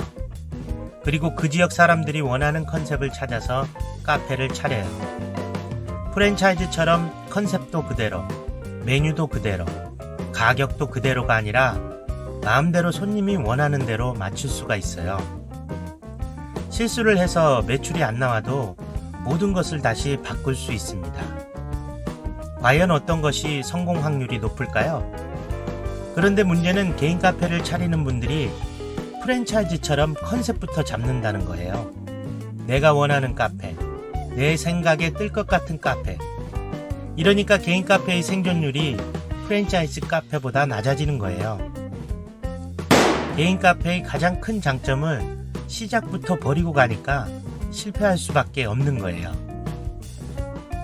프랜차이즈 카페를 선택하는 많은 분들은 난 카페는 잘 아는데 창업은 잘 모르니까 이런 이유 때문일 겁니다. 근데 그게 실패하는 근본 원인이 돼요. 카페 하나 차리는 돈이 적은 돈이 아니에요. 알려고 하지도 않고 잘 모른다는 거는 이유가 될 수 없습니다. 배우시면 돼요. 어렵지 않아요. 알고 차려야 돼요. 잘 모르는데 프랜차이즈 회사만 믿고 차리면 안 돼요. 그리고 요즘 시대는 경험과 노하우를 가진 사람들이 넘쳐나는 때예요. 프랜차이즈가 아니더라도 도와줄 전문가는 많습니다. 결론을 짓자면 지역 상권을 분석하고 거기에 맞는 컨셉을 잡아서 개인 카페를 차리면 프랜차이즈가 따라옵니다. 프랜차이즈보다 평수 대비 순이익이 더 높다는 얘기예요. 단, 컨셉이 잡혔다는 전제가 있어야 해요. 그래서 덕분이네가 컨셉의 중요성에 대해 항상 얘기하는 거예요. 이렇게 성공한 개인 카페가 거꾸로 프랜차이즈가 되기도 합니다. 이럴 경우 초심을 잘 지켜서 1호점과 유사한 성격의 상권에만 내줘야 합니다. 인터넷이 발달하고 정보가 평준화되기 전에는 브랜드 파워가 있는 프랜차이즈 카페가 유리했어요. 시대가 변하고 달라졌어요. 지금은 지역사회와 맞는 차별화된 컨셉을 가진 개인 카페가 분명히 유리합니다. 지금 현재도 그렇지만 앞으로는 점점 더 그렇게 될 거예요. 덕분이네 생각으론 프랜차이즈 업계가 현재의 시스템을 바꾸지 않는다면 지금 프랜차이즈 카페를 하는 거는 막차를 타는 거라고 봐요. 페이스트 얘기를 해볼게요. 그 세미에서 나온 그 페이스트가 공전의 히트를 쳤어요. 왜 고구마 라떼가 나왔냐면 그 페이스트의 시작 때문이었어요. 우리가 빵집에서 베이커리를 할 때 하는 것들은 많았어요 이미. 그런데 세미에서 음료용으로 나온 거예요. 그게 공전의 히트를 쳤는데 미국 카페에도 그걸 공급을 해요. 그럴 정도로 세계적으로 히트를 쳤어요. 그 세미의 그 페이스트를 따라올 만한 게 없어서 다른 데가 아무리 생겨나도 그 맛을 못 만든 거예요. 그래서 그게 독식이에요 거의. 그거를 쓰는 라떼와 아닌 라떼로 갈려요 고구마가. 밤이 뭐 지금 세미에서도 밤 라떼가 나오지만 아직 그렇게 히트를 못 쳤어요 아직은. 제 얘기는 무슨 얘기냐면 내가 수제로 한다는 거는 수제에 포커스가 있을 뿐이에요. 수제라는 걸 사람들이 들었을 땐 수제라서 맛있다가 아니라 수제라서 건강하다, 수제라서 특별하다지 수제라서 맛있다가 아닙니다. 그래서 수제인 것만을 가져와야 되는데 밤 라떼를 예를 듭니다. 그 수제라는 게 팔리는 거에 비해서 공이 너무 들어가고 로스가 심하거든. 그러니까 하다가 지쳐요. 근데 거기까지 또 홍보하고 내세웠다? 그러면 그것도 없애려고 딱 골치 아파. 제가 왜 이게 불가능할 거라고 얘기하는 이유가 거기에 있어요. 그러니까 가는 길을 잘못 잡았단 말이에요. 역시 컨셉 없이 메뉴를 잡았다. 그러다 보니까 하실 수는 있지만 이것은 중도에 포기하거나 어거지로 메뉴는 낼 수는 있지만 성공할 확률이 매우 희박하다. 거의 없다. 그런 생각하시는 분 엄청나게 많았는데 그게 아니라는 걸 스스로 알게 되는데 시간이 많이 걸린 사람도 정말 많이 봤어요. 그거는 해서는 안 되는 일이라고 전 봐요. 그 길은 갈 길이 아니에요. 그거는 전문가들도 어려운 거예요. 그것만 전문으로 한 사람. 파티셰가 되려면 보통 파티셰 빵집 하시는 분들 10년 이상 넘은 사람 부지기수예요. 그때 돼야 겨우 빵집 하나 할까 말까 해요. 남하고 차별화될 수 있는 베이커리를 만들어서 나만의 빵집을 만드는 베이글을 전문으로 굽는 사람, 반죽을 해서 만드는 베이커리 장인을 만나야 되는 거예요. 그 사람한테 배우는 거예요. 그러니까 내가 도너츠다 그럼 도너츠 이런 식으로 접근을 해서 하나만 들고 파야 돼. 지금 얘기하는 거는 왜 깊이가 없냐면 이렇게 전문화되고 깊이가 있는 것에 사람들이 찾아오는데 왜 깊이가 없냐면 안 해봤기 때문에. 그래서 이렇게 해보고 요구르트 이렇게 해보고 의미 없어요. 그거 안 나갑니다. 그 나가려고 수제로 했다간 로스 때문에 결국은 자빠져요. 두 손 두 발 다 들어요. 그게 아니라 저는 그럴 때 하나만 집중해서 파라 그러거든요. 그것도 어려운 일인데 제가 얘기하는 방식을 하면 어디서든 그 메뉴 하나는 못 쫓아와요. 아주 특별한 매장의 것이 될 수 있어요. 가치가 있는 거죠. 대신에 선정을 할 때 우리들은 일반인들이 아는 종목을 선정을 해야 돼요. 빠니니, 도너츠, 고로케, 뭐 식빵, 그죠? 이런 것들, 티라미슈, 뭐 이런 식으로 많이 아는 것 중에 하나를 탁 해서 들고 파야 되는 것이지 전반적으로 다 하려고 하는 것도 안 되고 손님이 모르는 거, 뭐 밀푀유, 사람들이 모르는 거 들고 보면 시간이 엄청나게 걸려요. 물론 성공하긴 하겠죠. 내가 아까처럼 그런 거를 선택을 했다. 뭐 식빵이 됐든 베이글이 됐든 뭐 선택을 했다. 선택을 했으면 남들이 메인이 되는 사이드 메뉴는 우리한테 있어서는 진짜 사이드 메뉴가 되는 거예요. 메인 사이드 메뉴가 아니라 서브 사이드 메뉴가 되는 거예요. 그러면 이 집은 한 단계 옆집하고 있을 때 한 단계 높아 보이죠.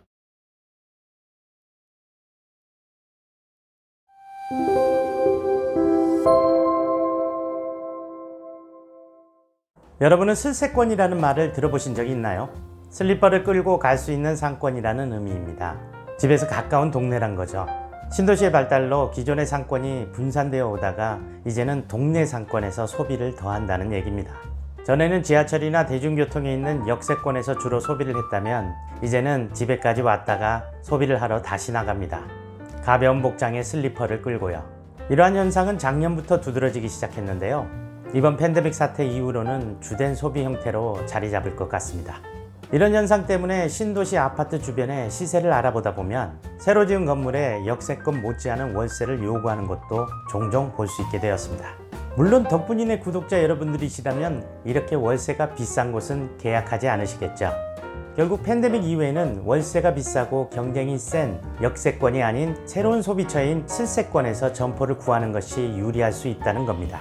이것은 몫이 좋은 자리를 찾기 위해서 멀리 돌아다닐 필요가 없어진다는 의미이기도 합니다. 팬데믹이 창업 공식을 바꾸고 있습니다. 밖이 아닌 안으로 눈을 돌리십시오. 내가 사는 우리 동네가 가장 좋은 점포 자리가 되어가고 있습니다.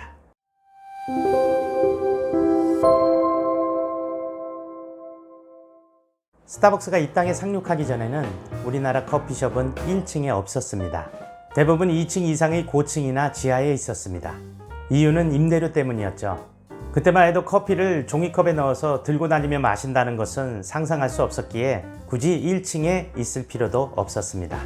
당시 카페 사업은 구조상 임대료가 비싸면 견딜 수가 없게 만들어져 있었습니다. 그러던 것이 스타벅스와 함께 등장한 테이크아웃이라는 문화가 고가 정책과 더불어 커피숍의 새로운 수익을 만들어내면서 1층에 차려도 수지가 맞게 된 것입니다. 막 유행이 시작된 문화고 접근성까지 갖춘 1층의 테이크아웃 커피 매장에 비해 기존의 위층이나 지하에 있던 커피숍들은 경쟁자가 되지 못하고 도태되어 갔습니다. 경쟁자도 없고 1층에 차리기만 하면 그야말로 떼돈을 버는 골드러시가 아닌 커피러시가 시작된 것입니다. 그렇게 20년 강산이 2번 변했습니다. 이제 커피숍은 1층에만 있습니다. 아니, 1층엔 커피숍만 보이는 것 같습니다. 경쟁이 심하니까 나눠 먹어도 먹을거리가 있는 유동인구가 많은 목 좋은 곳을 찾아다닙니다. 모두가 이런 곳을 찾으니까 권리금이 올라갑니다. 건물주도 바보가 아니니 월세도 올라갑니다. 그래도 그런 곳에서 장사를 해야 수익이 남으니까 일말의 환상을 가지고 무리를 해서 들어갑니다. 결국 2019년에 임계점을 넘습니다. 폐업이 속출하기 시작한 거죠. 임차인이 죽어 나자빠져도 한 번 오른 임대료는 절대 내려가지가 않습니다. 공급망이 사슬처럼 엮여 있는 현대의 시장에서 어느 한쪽이 일방적으로 이익을 보는 현상이 영원히 지속되는 것은 불가능합니다. 이러다간 다 같이 죽을 것이라는 위기의식이 전문가들 사이에서 팽배해집니다. 그러던 2020년 미중류의 바이러스가 팬데믹 사태를 일으킵니다. 유동인구가 사라지고 상권이 이동합니다.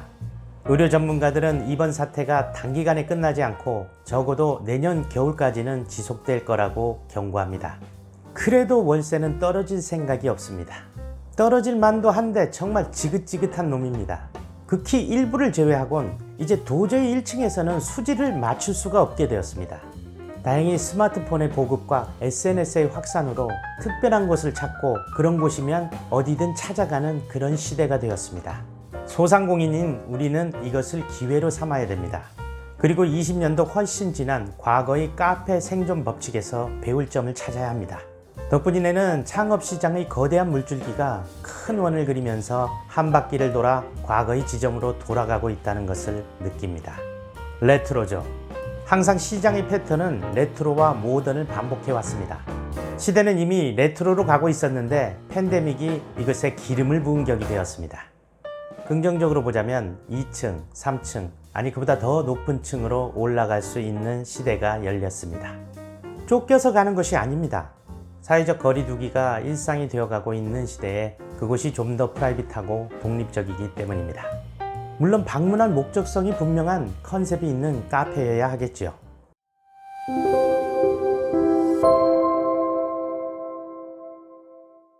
전화나 인터넷 연결선으로 전송되는 데이터의 양을 트래픽이라고 합니다. 요즘은 초등학생도 배우는 컴퓨터 용어입니다. 그만큼 인터넷이 중요하고 보편화되었다는 얘기겠죠. 반면에 유동인구라고 불리는 거리의 사람들은 점점 줄어갑니다. 몇몇 특수한 상권을 제외하곤 유동인구가 현저히 줄어든 것이 팩트입니다. 이미 이러한 현상은 온라인의 발달로 인해 심화되고 있던 차였습니다. 그러다 팬데믹 상황이 되자 가속화된 거죠. 요즘 로드샵의 공실률이 엄청나게 빠른 속도로 늘고 있습니다. 온라인에서는 상황이 정반대입니다. 이미 온라인 소비 규모가 오프라인 규모를 넘어섰습니다. 오프라인 소비도 온라인을 통해 결정하고 결제하는 그런 시대로 변화하고 있죠. 아무리 고집을 부려도 현실은 바뀌지 않습니다. 답은 온라인에 있습니다. 예전의 유동인구가 요즘의 트래픽이라고 생각하시면 됩니다. 온라인의 트래픽이 곧 구매력입니다.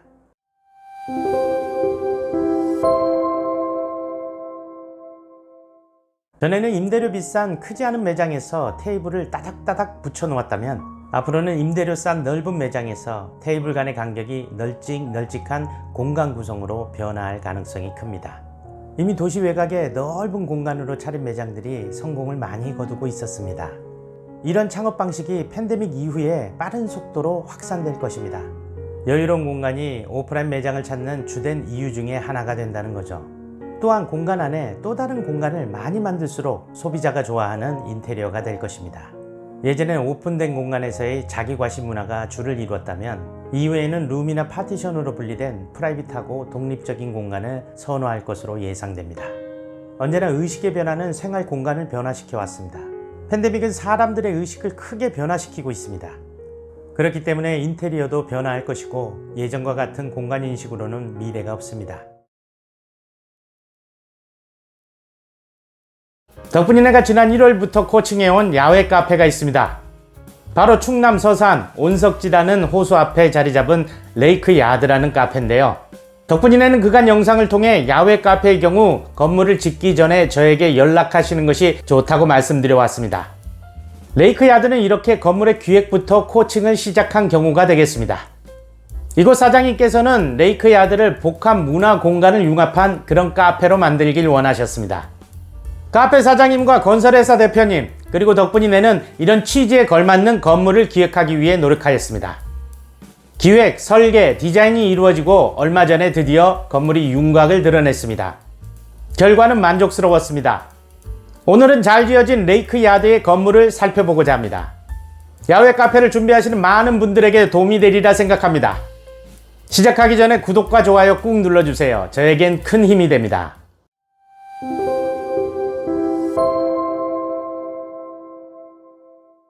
(3층) 루프탑 야외 카페인 레이크 야드의 대지는 830평입니다. 서산 지역에서는 가장 큰 규모의 카페라고 할 수 있습니다. 우리는 온석지라고 하는 호수를 정원처럼 품고 있는 자리의 형세와 복합 문화공간이라는 취지를 합쳐 호숫가 너른 마당이라는 컨셉을 도출하였습니다. 서산안을 서령곡에 넘어 온석지라는 호수를 정원처럼 품은 곳, 너른 마당에 모여 누구나 함께 사랑하고 삶의 예술을 꿈꾸는 곳, 바로 호수마당 레이크 야드입니다.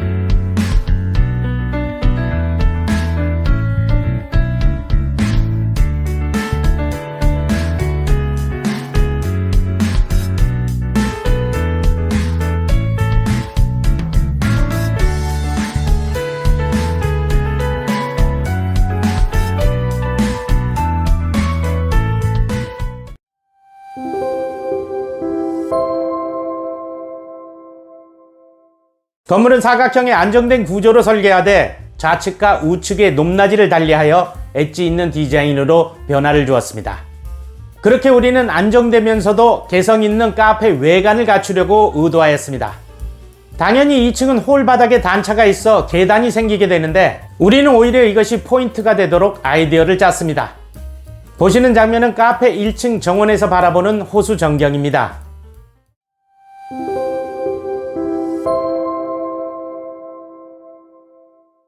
자, 그럼 실내로 들어가 볼까요? 1층입니다. 여기가 정문 현관이고요.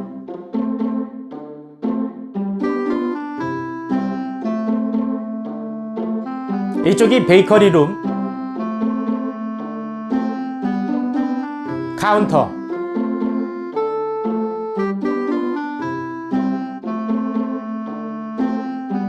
계단과 화장실입니다.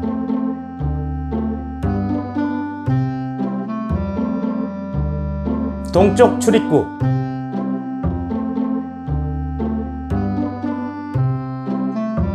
정면 폴딩 도어가 들어갈 자리입니다.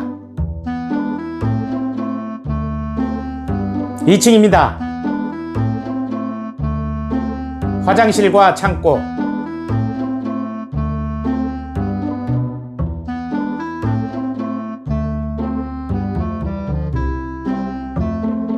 (1층으로) 내려가는 계단이고요.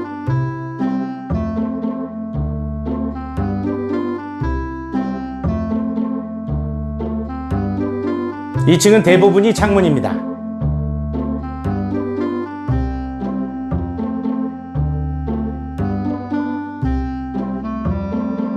(3층으로) 향하는 통로가 멋집니다. 우리는 이곳을 개성있게 꾸밀 예정입니다.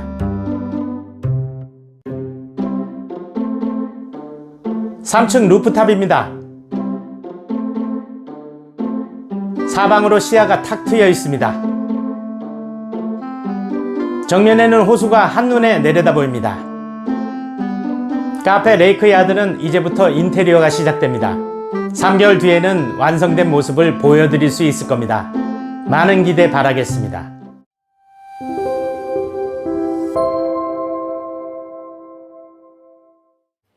사장님은 어떤 카페를 만들려고 생각하시고 준비하셨습니까? 저희 카페는요, 공간을 팔고 싶은 카페를 만들고 싶어요. 그래서 누구나 와서 하루 종일 있어도 절대 이제 부담이 되지 않는 이런 공간을 팔고 싶은 카페를 만들고 싶어요. 특별히 온석지 호숫가에 땅을 사서 카페를 하시려고 하신 특별한 생각이 있으셨던가요? 정원이 이쁜 카페를 만들고 싶었어요. 그래서 사람들이 와서 이렇게 정원에서 편히 쉴 수 있는 이런 공간이고 예술적인 문화 공간을 만들고 싶었거든요. 건물 공법은 어떤 공법입니까? 이거는 콘크리트 구조고요. 외부는 벽돌이고 내부는 다 인테리어 마감으로 진행됩니다. 그러면 어떤 점을 주안점으로 해서 설계하시고 만드셨나요? 건축주가 원하는 것처럼 커피숍이지 않습니까? 여기에 나오는 조명, 전기 콘센트부터 해가지고 전체적인 디자인 이걸 체크를 해야 되겠죠. 지금 건물이 이제 섰는데요. 완성된 걸 보시고 만족하시나요? 한 80% 정도요.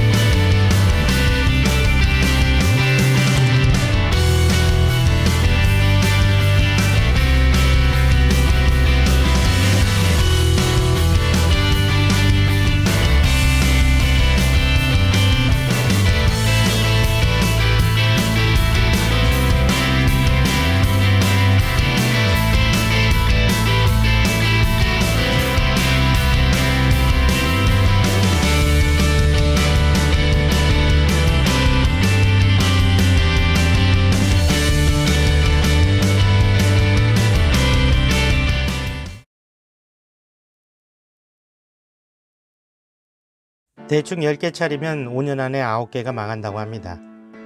누군 아니다 8개다 이러기도 하고요. 8개가 망하든 9개가 망하든 대부분 망한다는 거에는 이견이 없을 겁니다. 이 말은 누구나 알고 있던 식으로 차리면 다 망한다는 말과도 같겠죠. 근데 아직도 대부분이 옛날 방식 그대로 차립니다. 대출 받고 학원에 몇십만 원 주고 쓸모없는 바리스타 2급 자격증 따고 적당한 점포 찾아서 제일 싸게 부른 인테리어 업자에게 공사 맡겨서 그렇게 오픈합니다. 당연히 열의 9은 망하죠. 15년 전에는 이렇게 차려도 대박이 터졌어요. 10년 전만 해도 이렇게 차려서 먹고 살만 했고요. 16년 동안 제가 직접 봐왔으니까요. 정말 최고 핫했을 때는 카페 하나 차리면 강남에 아파트를 산다는 말이 돌았을 정도입니다. 하지만 지금은 안 됩니다. 될 수가 없어요. 너무 많거든요. 주변을 한번 둘러보세요. 인테리어 깔끔하지 않은 카페가 있던가요? 못 마실 정도로 커피 맛이 형편없는 집이 있던가요? 근데 다 망해요. 예전에는 성공담을 많이 들었는데 요 몇 년 동안은 실패담을 많이 들었습니다. 그리고 이런 말도 하죠.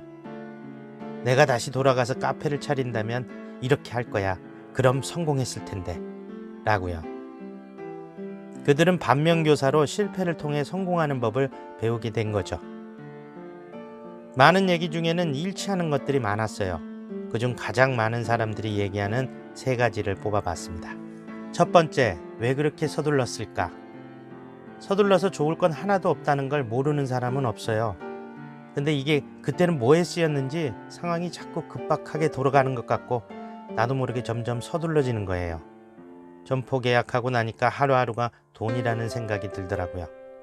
빨리 오픈해서 돈을 벌고 싶었죠. 서두르지 말라는 명언이 얼마나 많습니까? 근데 그때는 하나도 생각이 나지 않는 겁니다. 이럴 땐 누군가가 태클을 걸어줘야 합니다. 그런 누군가가 있다면 그 사람은 정말 운이 좋은 거죠. 대부분이 이런 상황을 스스로 헤쳐나가야 하는데 이런 순간에 스스로를 태클 걸 수 있는 사람은 한 번쯤 실패를 진하게 경험한 사람들일 겁니다. 사업에 성공하려면 지식보다는 지혜가 있어야 하거든요. 지혜는 삶의 여백이 있어야 생깁니다. 바쁜 일과 속에서 지혜가 싹트긴 어려워요. 쉬어야 생기는 겁니다. 우리가 어려운 문제를 안고 고민을 얘기하는 친구에게 현명한 조언을 해줄 수 있는 것은 그 친구가 서두르고 있고 나는 여유가 있기 때문입니다. 서두르지 마세요. 월세 한 달 더 낸다 생각하시고 천천히 하세요. 오픈하기 전에는 시간이 많을수록 좋습니다. 두 번째, 준비가 부족했어. 카페 차리는 거 별거 아니라고 생각했어요. 학원 가서 커피 배우고 돈 마련해서 좋은 점포 얻으면 된다. 카페 인테리어야 거기서 거기니까 천장 노출하고 빈티지 화이트로 깔끔하고 싸게 하자. 그렇게 하면 되는 줄 알았어요. 근데 오픈하고 얼마 안 가서 알게 되더라고요. 내 카페가 주변에 있는 다른 카페와 다르지 않다는 걸. 뒤늦게 차별화를 해보려고 했는데 안 되더라고요. 때가 늦은 거였어요. 준비가 부족했다는 걸 그때 뼈저리게 느꼈죠. 준비라는 것은 남들이 다 하는 준비, 그게 아닙니다. 준비는 승리하기 위한 확실한 준비여야 합니다. 전쟁을 하기 전에 상대의 동태를 완벽히 파악하고 기지도 짓고 참호도 파고 상대를 제압할 확실한 무기도 갖추었을 때 승리를 위한 준비가 끝났다고 할 수 있습니다. 교과서에 나오는 전쟁은 이런 거니까 이렇게 준비하면 돼 이와 같은 준비는 필패, 반드시 패하는 준비라는 거예요. 남들이 얘기하는 준비가 아니라 확실히 이기는 준비를 해야 한다는 겁니다. 세 번째, 마케팅을 몰라도 너무 몰랐어. 좋은 자리 잡으면 손님들이 오는 거라 생각했죠. 전단도 뿌리고 네이버에 업체 등록도 하고 블로그도 여러 개 올렸으니까 할 건 다 했다고 생각했어요. 근데 그게 아니었어요. 가게 앞은 사람들이 막 지나가는데 들어오질 않는 겁니다. 처음엔 이유를 모르겠더라고요. 뭐가 어떻게 돌아가는 건지 한참 뒤에 알게 됐죠. 온라인 마케팅 시장이 있다는 걸. 온라인 마케팅이 너무나 중요하다는 걸. 마케팅을 몰라도 너무 몰랐던 겁니다. 온라인 마케팅은 어찌 보면 뜬구름 잡는 시장처럼 보입니다. 명확한 게 하나도 없어요. 돈을 쓴 만큼 효과가 보장되질 않습니다. 그 효과도 몇 달이 지나야 나오니까 이게 마케팅을 해서 그런 건지 아니면 다른 이유 때문에 그런 건지 알 수가 없습니다. 그래서 온라인 마케팅이 밑빠진 독에 물 붓기처럼 보이는 것은 당연할런지도 모르겠습니다. 특히 50대 이상의 기성세대는 이런 불확실성을 가진 것에 돈을 쓰는 것은 거부감이 있는 게 사실입니다. 하지만 이런 온라인 마케팅의 특성을 빨리 받아들여야 합니다. 얼마의 광고비를 쓰면 얼마의 효과가 나오는 시대, 그런 시대는 갔습니다. 돈이 없어도 마케팅을 할 수 있고 돈을 많이 써도 효과가 없을 수도 있는 시대입니다. 마인드를 바꿔야 합니다. 마지막으로 이렇게 얘기하고 마치겠습니다. 정석으로 불리는 기존의 방식과 마인드를 따라가면 망할 확률이 높고 정반대로 하면 오히려 성공할 확률이 높다.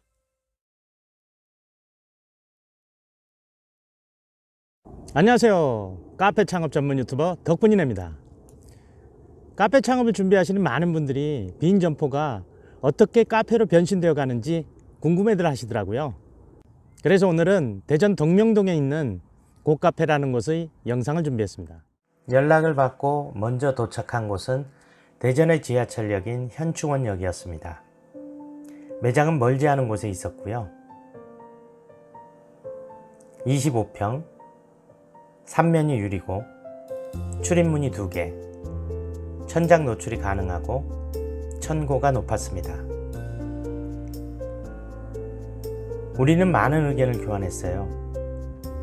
그곳은 전형적인 동네 항아리 상권이었고 가까운 곳에 빵집이 없어서인지 빵에 대한 수요가 많다는 것도 알게 되었습니다. 우리는 크라상을 베이스로 한 베이커리 카페를 만들기로 했어요. 빵을 구울 공간을 확보하고 오븐 위치도 잡았죠. 바는 창 쪽을 바라보는 위치로 잡았고 급배수 위치도 정했어요.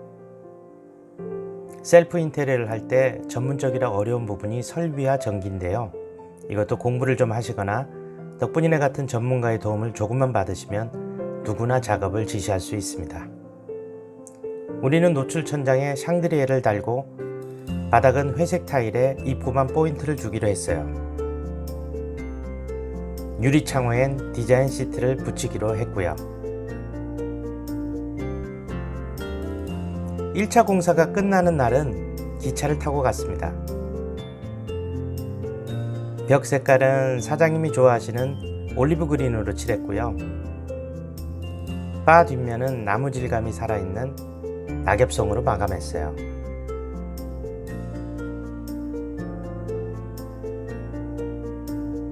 셀프 인테리어는 비용을 많이 절감할 수 있기 때문에 이제는 선택이 아니라 필수라고 할 수 있습니다. 평당 100만원 이하로 공사를 마칠 수 있기 때문이죠.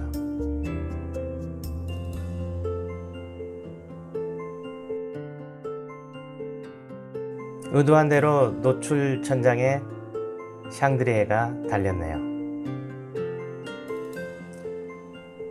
회색 베이스에 포인트 디자인 타일.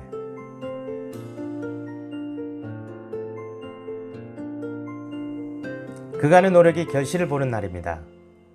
완성된 매장을 보는 날이죠.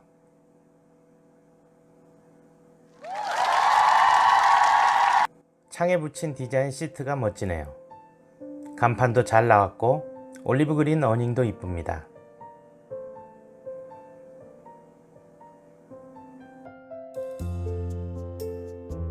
자, 이제 들어가 볼까요?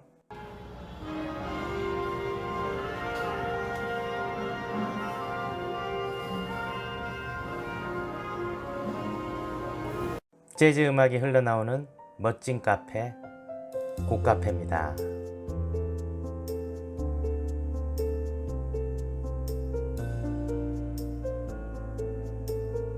무늬목 테이블하고 천 의자가 괜찮아 보이네요. 벽에는 3개의 명소가 담긴 액자를 걸었고요. 빵 굽는 거 보러 가실래요? 먹음직스럽게 보이죠? 빵에 광택을 내는 작업 중입니다. 구운 빵을 트레이에 정성껏 담습니다. 10여 종 정도의 빵들을 진열해 놓았어요. 반 핸드드립 기구인데 이걸로 시그니처 메뉴를 만듭니다. 이 정도면 프랜차이즈 카페 창업 비용의 절반 이하 가격으로 창업할 수 있어요.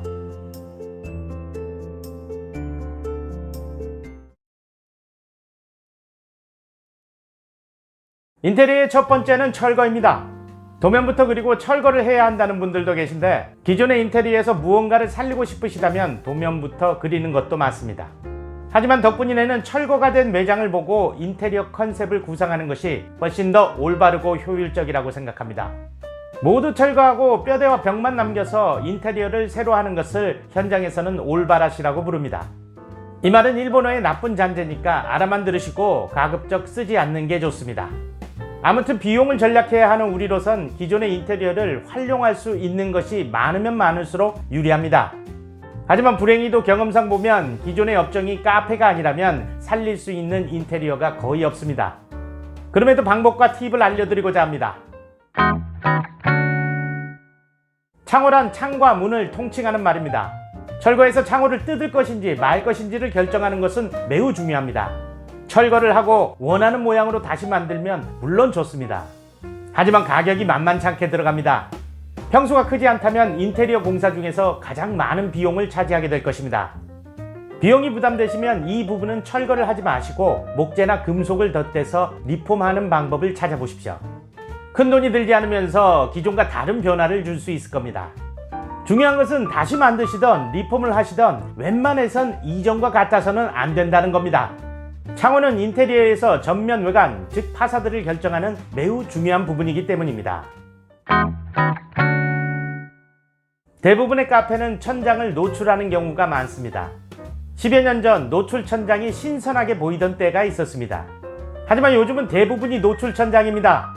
뭐든지 많고 흔하면 식상해지기 마련입니다. 그래서 기존 천장이 노출이 아니라 목공으로 마감이 되어 있다면 철거하지 않고 천장을 그대로 살리는 것을 고려해 보셔도 됩니다. 살리게 되면 당연히 비용적인 면에서도 전략이 됩니다. 여기서 하나 주의할 게 있는데 천장의 형태가 민자가 아니라 우물천장 같이 디자인이 들어간 것이라면 철거하시는 게 좋습니다. 눈에 띄는 시설을 그대로 두면 언밸런스 할 뿐만이 아니라 돈을 아끼려 했다는 인상도 주기 때문입니다. 애써서 인테리어 했는데 천장 때문에 중고 느낌이 나서야 되겠습니까? 벽면도 천장과 유사합니다. 보통 카페에서 벽면 마감은 크게 세 가지 형태로 볼 수 있습니다. 목공으로 마감했거나 타일로 마감했거나 노출이죠. 기존의 벽면이 목공으로 마감되어 있고 앞으로의 인테리어도 목공으로 마감할 계획이라면 철거하지 않고 벽면을 그대로 두어도 됩니다. 당연히 그만큼 비용을 절약하실 수 있습니다. 다만 10평 이하 같이 평수가 작은 경우에는 득보다 실이 많기 때문에 모두 철거할 것을 권합니다. 바닥 철거에서 가장 중요한 것은 출입문과 바닥의 높이, 즉 단차를 보는 것입니다. 예를 들어 이전 바닥이 타일인데 또다시 새로운 타일을 붙이려 한다면 소위 말하는 덧방 시공이 가능합니다. 기존의 바닥 타일을 철거하지 않고 그 위에 바로 타일을 덧바르는 겁니다. 그런데 이 경우 바닥의 높이가 올라가게 됩니다. 이로 인해 종종 출입문이 열리지 않는 문제가 생길 수도 있는 것입니다. 이렇게 출입문이 열리지 않을 것이 예상되는 단차라면 반드시 바닥을 철거해야 합니다. 바닥 철거는 이렇듯 단차를 고려해서 시공 여부를 결정하면 되겠습니다. 물론 창호를 철거할 계획이시라면 단차를 마음대로 조절할 수 있기 때문에 덧방 시공을 하는 데에는 아무런 문제가 없습니다. 타일 바닥을 철거하실 때 염두에 두셔야 되는 부분은 타일뿐만이 아니라 타일과 바닥을 접착해 놓은 접착제까지 뜯어내야 된다는 것입니다. 바로 이러한 이유 때문에 평수가 늘어날수록 바닥 철거 비용도 만만찮게 늘어나게 됩니다. 단차를 고려해서 현명한 선택을 하시길 바랍니다. 이 역시 평수가 적은 매장의 경우에는 득보다 실이 많기 때문에 모두 철거할 것을 권합니다. 철거업체는 네이버 카페 인기통이나 업체를 매칭해주는 숨고라는 앱에서 고르시면 됩니다. 먼저 철거할 부분을 사진으로 찍으십시오. 앞서 언급한 부분들의 사진을 말합니다. 바닥 사진, 천장 사진, 벽 사진, 창호 사진 등등. 그걸 핸드폰으로 전송해서 전화로 1차 견적을 받습니다. 이렇게 최소 5개 이상의 견적을 받아보시고 이 중 마음에 드는 두세 군데 업체를 현장으로 불러서 세부적인 견적을 다시 한번 받아보시면 됩니다. 여기서 중요한 것은 현장에서 철거할 부분을 꼼꼼히 지적하고 반드시 철거해 줄 것을 확답받아야 한다는 것입니다. 대충 알아서 해주겠거니 하면 나중에 자꾸 추가 금액이 붙습니다. 이를테면 아까 말씀드린 바닥 타일 철거의 경우 타일만 떼고 그 밑에 접착제는 추가 비용을 받는 식입니다. 그래서 꼼꼼하게 접착제까지 떼주세요 라고 얘기해 놔야 합니다. 모든 공사는 견적이 싸다고 좋은 게 아닙니다. 합리적인 가격이 가장 좋습니다. 철거공사의 경우 대부분 AS가 존재하지 않기 때문에 일단 싸게 견적을 넣어서 일감을 따낸 후에 추가 비용을 붙이는 업체들이 많으니 이 점 유념하셔서 섭외하시기 바랍니다. 자, 오늘의 팁! 철거를 해놓고 인테리어 컨셉을 구상하자. 창호의 철거 여부는 매우 중요하므로 신중히 결정하자. 창호 철거를 하지 않을 때는 꼭 리폼을 하자. 현장은 노출인지 목공 마감인지를 먼저 결정하자. 바닥 철거는 출입문과의 단차를 감안해서 결정하자. 철거업체는 인기통이나 순고에서 고르고 너무 싼 업체는 피하자.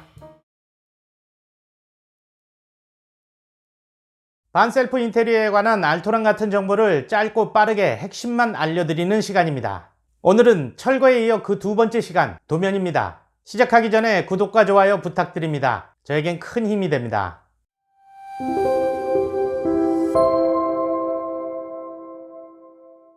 우리는 철거를 마쳤고 매장은 뼈대와 벽만 남고 깨끗해졌습니다.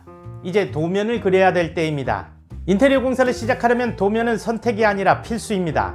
인테리어 업체에 맡기거나 비싼 비용을 들일 때에만 도면이 필요하다고 생각하시는 분들이 의외로 많습니다. 그렇지만 반셀프 인테리어에서 도면은 반드시 필요합니다. 도면이 있어야지만 전체적인 인테리어 컨셉을 잡을 수가 있고 고용한 기술자들에게 쉽게 설명이 가능하기 때문입니다. 보통 도면은 스케치업이나 캐드라는 프로그램을 이용해서 만듭니다. 하지만 대부분의 예비 창업자분들은 이런 프로그램을 다룰 줄 모르실 겁니다. 그래도 괜찮습니다. 손으로 그려도 충분합니다.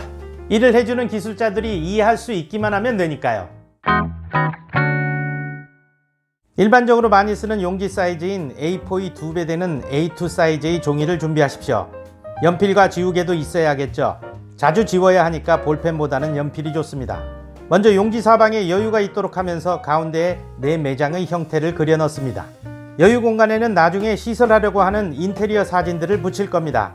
매장의 가로 세로 비율에 신경 쓰면서 형태를 완성합니다.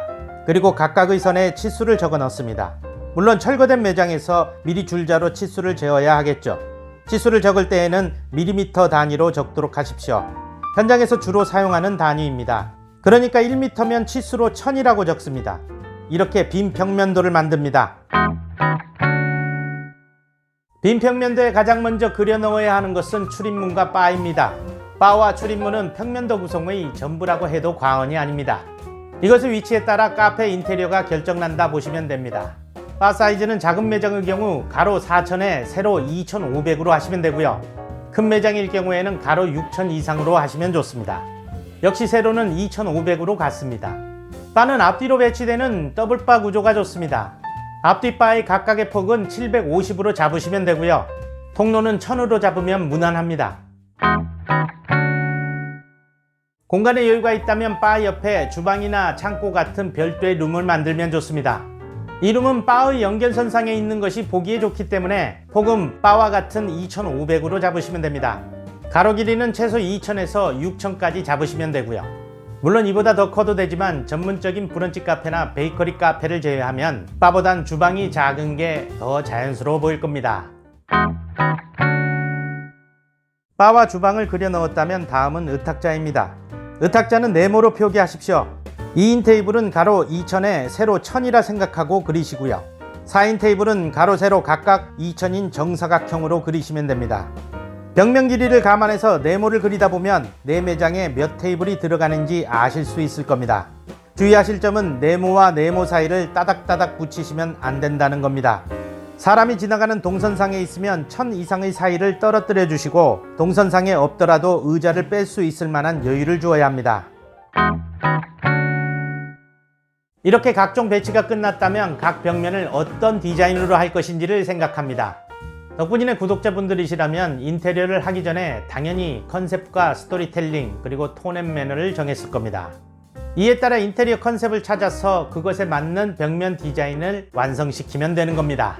먼저 구글에서 원하는 인테리어 이미지를 검색하십시오. 예를 들어 레트로 인테리어라고 치고 이미지를 검색하면 레트로 스타일의 국내외 인테리어 사진들이 많이 뜹니다. 이 중에서 내가 생각하는 디자인과 유사한 사진들을 골라서 출력을 합니다. 출력한 사진을 오리고 도면의 여백에 풀로 붙입니다. 전장 디자인도 마찬가지로 이미지를 선정하여 붙입니다. 꼭 하나만 붙이는 게 아니라 여러 장의 사진을 붙여도 됩니다. 사진에 이런 요소들을 합쳐서 벽면을 완성해 달라고 요청하기 위해서죠.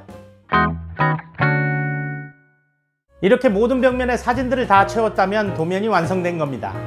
이 정도의 도면으로도 충분히 반셀프 인테리어를 진행하실 수 있습니다. 이렇게 하는 것이 무엇보다 좋은 점은 이 작업이 끝나면 당신의 머릿속에 내 카페의 인테리어 그림이 들어가 있게 된다는 점입니다. 그럼으로써 인테리어 컨셉도 명확해지고 작업 지시도 분명해질 것입니다. 조명의 위치를 표기한 천장도와 바닥에 타일을 깔 경우 그리는 바닥도 등이 추가로 필요로 하기도 하는데 이는 다음번 타일이나 조명 시간에 추가로 설명해 드리도록 하겠습니다. 좀 더 구체적이고 깔끔한 도면을 원하신다면 이것만 전문적으로 그려주는 프리랜서에게 맡기시면 됩니다. 프리랜서는 크몽이나 숨고를 통해 찾으시면 되고요. 내가 직접 손으로 그린 도면과 함께 프리랜서가 필요로 하는 추가 치수를 전달하면 실내 인테리어 디자인에서 4대 도면이라고 부르는 파사드, 평면도, 인면도, 천장도를 만들어 줄 것입니다. 원하시면 3D 도면도 요청하실 수 있습니다. 자, 오늘의 요점 정리. 도면 어려울 것 없다. 손으로 그리자. A2 용지의 형태를 그리고 줄자로 잰 치수를 기입하자. 치수의 단위는 밀리미터로 하자. 도면에서 바 위치를 잡는 것이 가장 중요하다. 의탁자는 네모로 표기해서 개수를 파악하자. 벽면은 구글 이미지 검색을 통해 아이디어를 얻자. 어떠세요? 도움이 좀 되셨나요? 도움이 되셨다면 구독과 좋아요 꾹 눌러주세요. 알람 설정도 잊지 마시고요. 저에겐 큰 힘이 됩니다. 이 채널이 있는 이유는 당신이 있기 때문입니다. 당신의 덕분입니다. 우리는 카페 공사의 시작인 설비를 방금 마쳤습니다. 이제 전기기사님을 섭외할 때입니다. 전기는 설비와 더불어 공사 중에서 가장 먼저 시작되는 기본 공정이라고 보시면 됩니다. 우리가 카페에 가보면 노출 인테리어를 제외하곤 전기선이 안 보이지 않습니까? 이 말인즉슨 전기선이 벽 뒤에 숨겨져 있다는 얘기고, 그래서 전기공사를 가장 먼저 해야 된다는 의미이기도 합니다. 이런 카페 전기공사에서 우리가 알아야 하고 관여해야 할 부분은 총 4가지입니다. 나머지는 우리가 알 필요도 없고 알려고 들면 전문 분야라 머리만 아파집니다. 첫째, 승합을 하고, 둘째, 전선을 깔고, 셋째, 콘센트를 만들고, 넷째, 조명을 다는 일입니다. 자, 그럼 먼저 첫 번째 전기 승합에 대해서 알아보러 가실까요?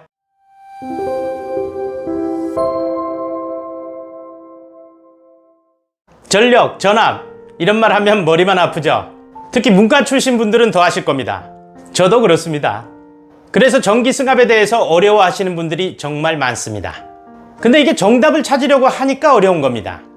내가 몇 킬로의 전기가 필요한지를 알아야 전기 승합을 할 수 있는데, 이것은 카페를 오픈하고 사용해 보기 전에는 누구도 정확히 알 수가 없기 때문입니다. 전기기사님도 잘 모를 뿐더러 계산법조차 제대로 알고 있지 못하는 인테리어 업자들도 많습니다. 결국 카페 경험이 많은 사람이 감으로 정하는 것이 최선인 셈입니다. 말씀드렸듯이 정확한 사용 전력은 오픈해 봐야 알 수 있는데, 이 또한 카페의 영업 활성도에 따라 매달, 매해 달라질 수 있기 때문입니다. 그래서 오늘 경험 많은 덕분이네가 감으로 말씀드리겠습니다. 전기승합 기준을 정하시는데 도움이 되시기를 바랍니다. 20평 이하이면서 사이드 메뉴가 하나인 카페는 계약 전력을 10kW로 정하는 게 좋을 것 같습니다. 보통 승합하지 않은 상가의 기본 전압은 3kW 정도입니다. 그러니까 이 경우 7kW를 승합해야 되는 것이죠. 그리고 40평 이하이면서 사이드 메뉴가 2개인 카페는 계약 전력을 15kW로 정하시는 게 좋을 것 같습니다. 40평이 넘어가는 대형 카페나 야외 카페는 기본 15kW의 냉난방기 사용 전력을 추가로 더해서 정하시면 되겠습니다. 냉난방기 사용 전력에 관해서는 경험 많은 전기기사님이라면 잘 알고 계실 겁니다.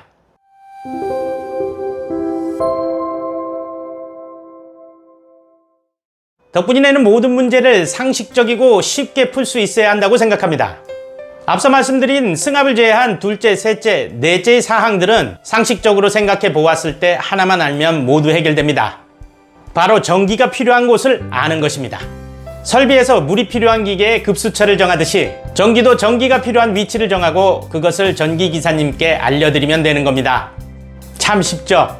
자, 그럼 이제 전기가 필요한 것을 찾아보러 갈까요?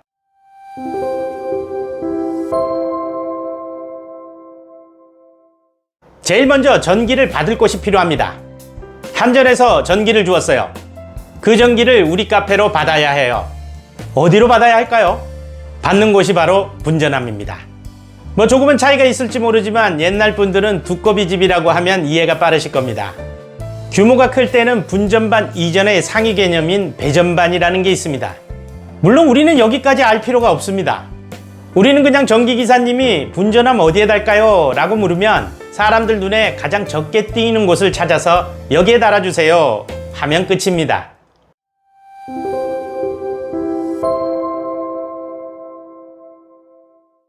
전기가 필요한 곳 첫 번째는 당연히 콘센트의 위치일 것입니다.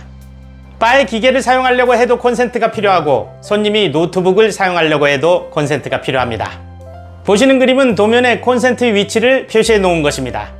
이전 반셀프 인테리어 도면 영상에서 직접 손으로 도면을 그리는 법과 외주를 맡기는 법에 대해서 설명해 드렸습니다. 그렇게 완성된 도면에다 콘센트가 필요한 위치에 동그라미 표시를 하세요. 바의 경우는 바 상판 위쪽 보이는 곳에 설치할 콘센트와 바 아래 보이지 않는 곳에 설치할 콘센트를 각각 따로따로 분리해서 표시해 주시고요. 홀 바닥이나 벽 하부 쪽에 위치할 콘센트도 표시해 주십시오. 액자를 비춰줄 갤러리 등, 벽 등 또는 불이 들어오는 쌓임물들은 주로 벽 상부에 위치하게 되니까 이 역시도 별도로 표기해 주세요. 그렇게 표기된 도면을 전기기사님께 드리면 됩니다. 그러면 전기의 시작인 배전함에서 각각의 콘센트까지 가는 전선의 길은 전기기사님이 알아서 해주실 겁니다. 우리는 최종 사용처만 정확히 지정해주면 됩니다.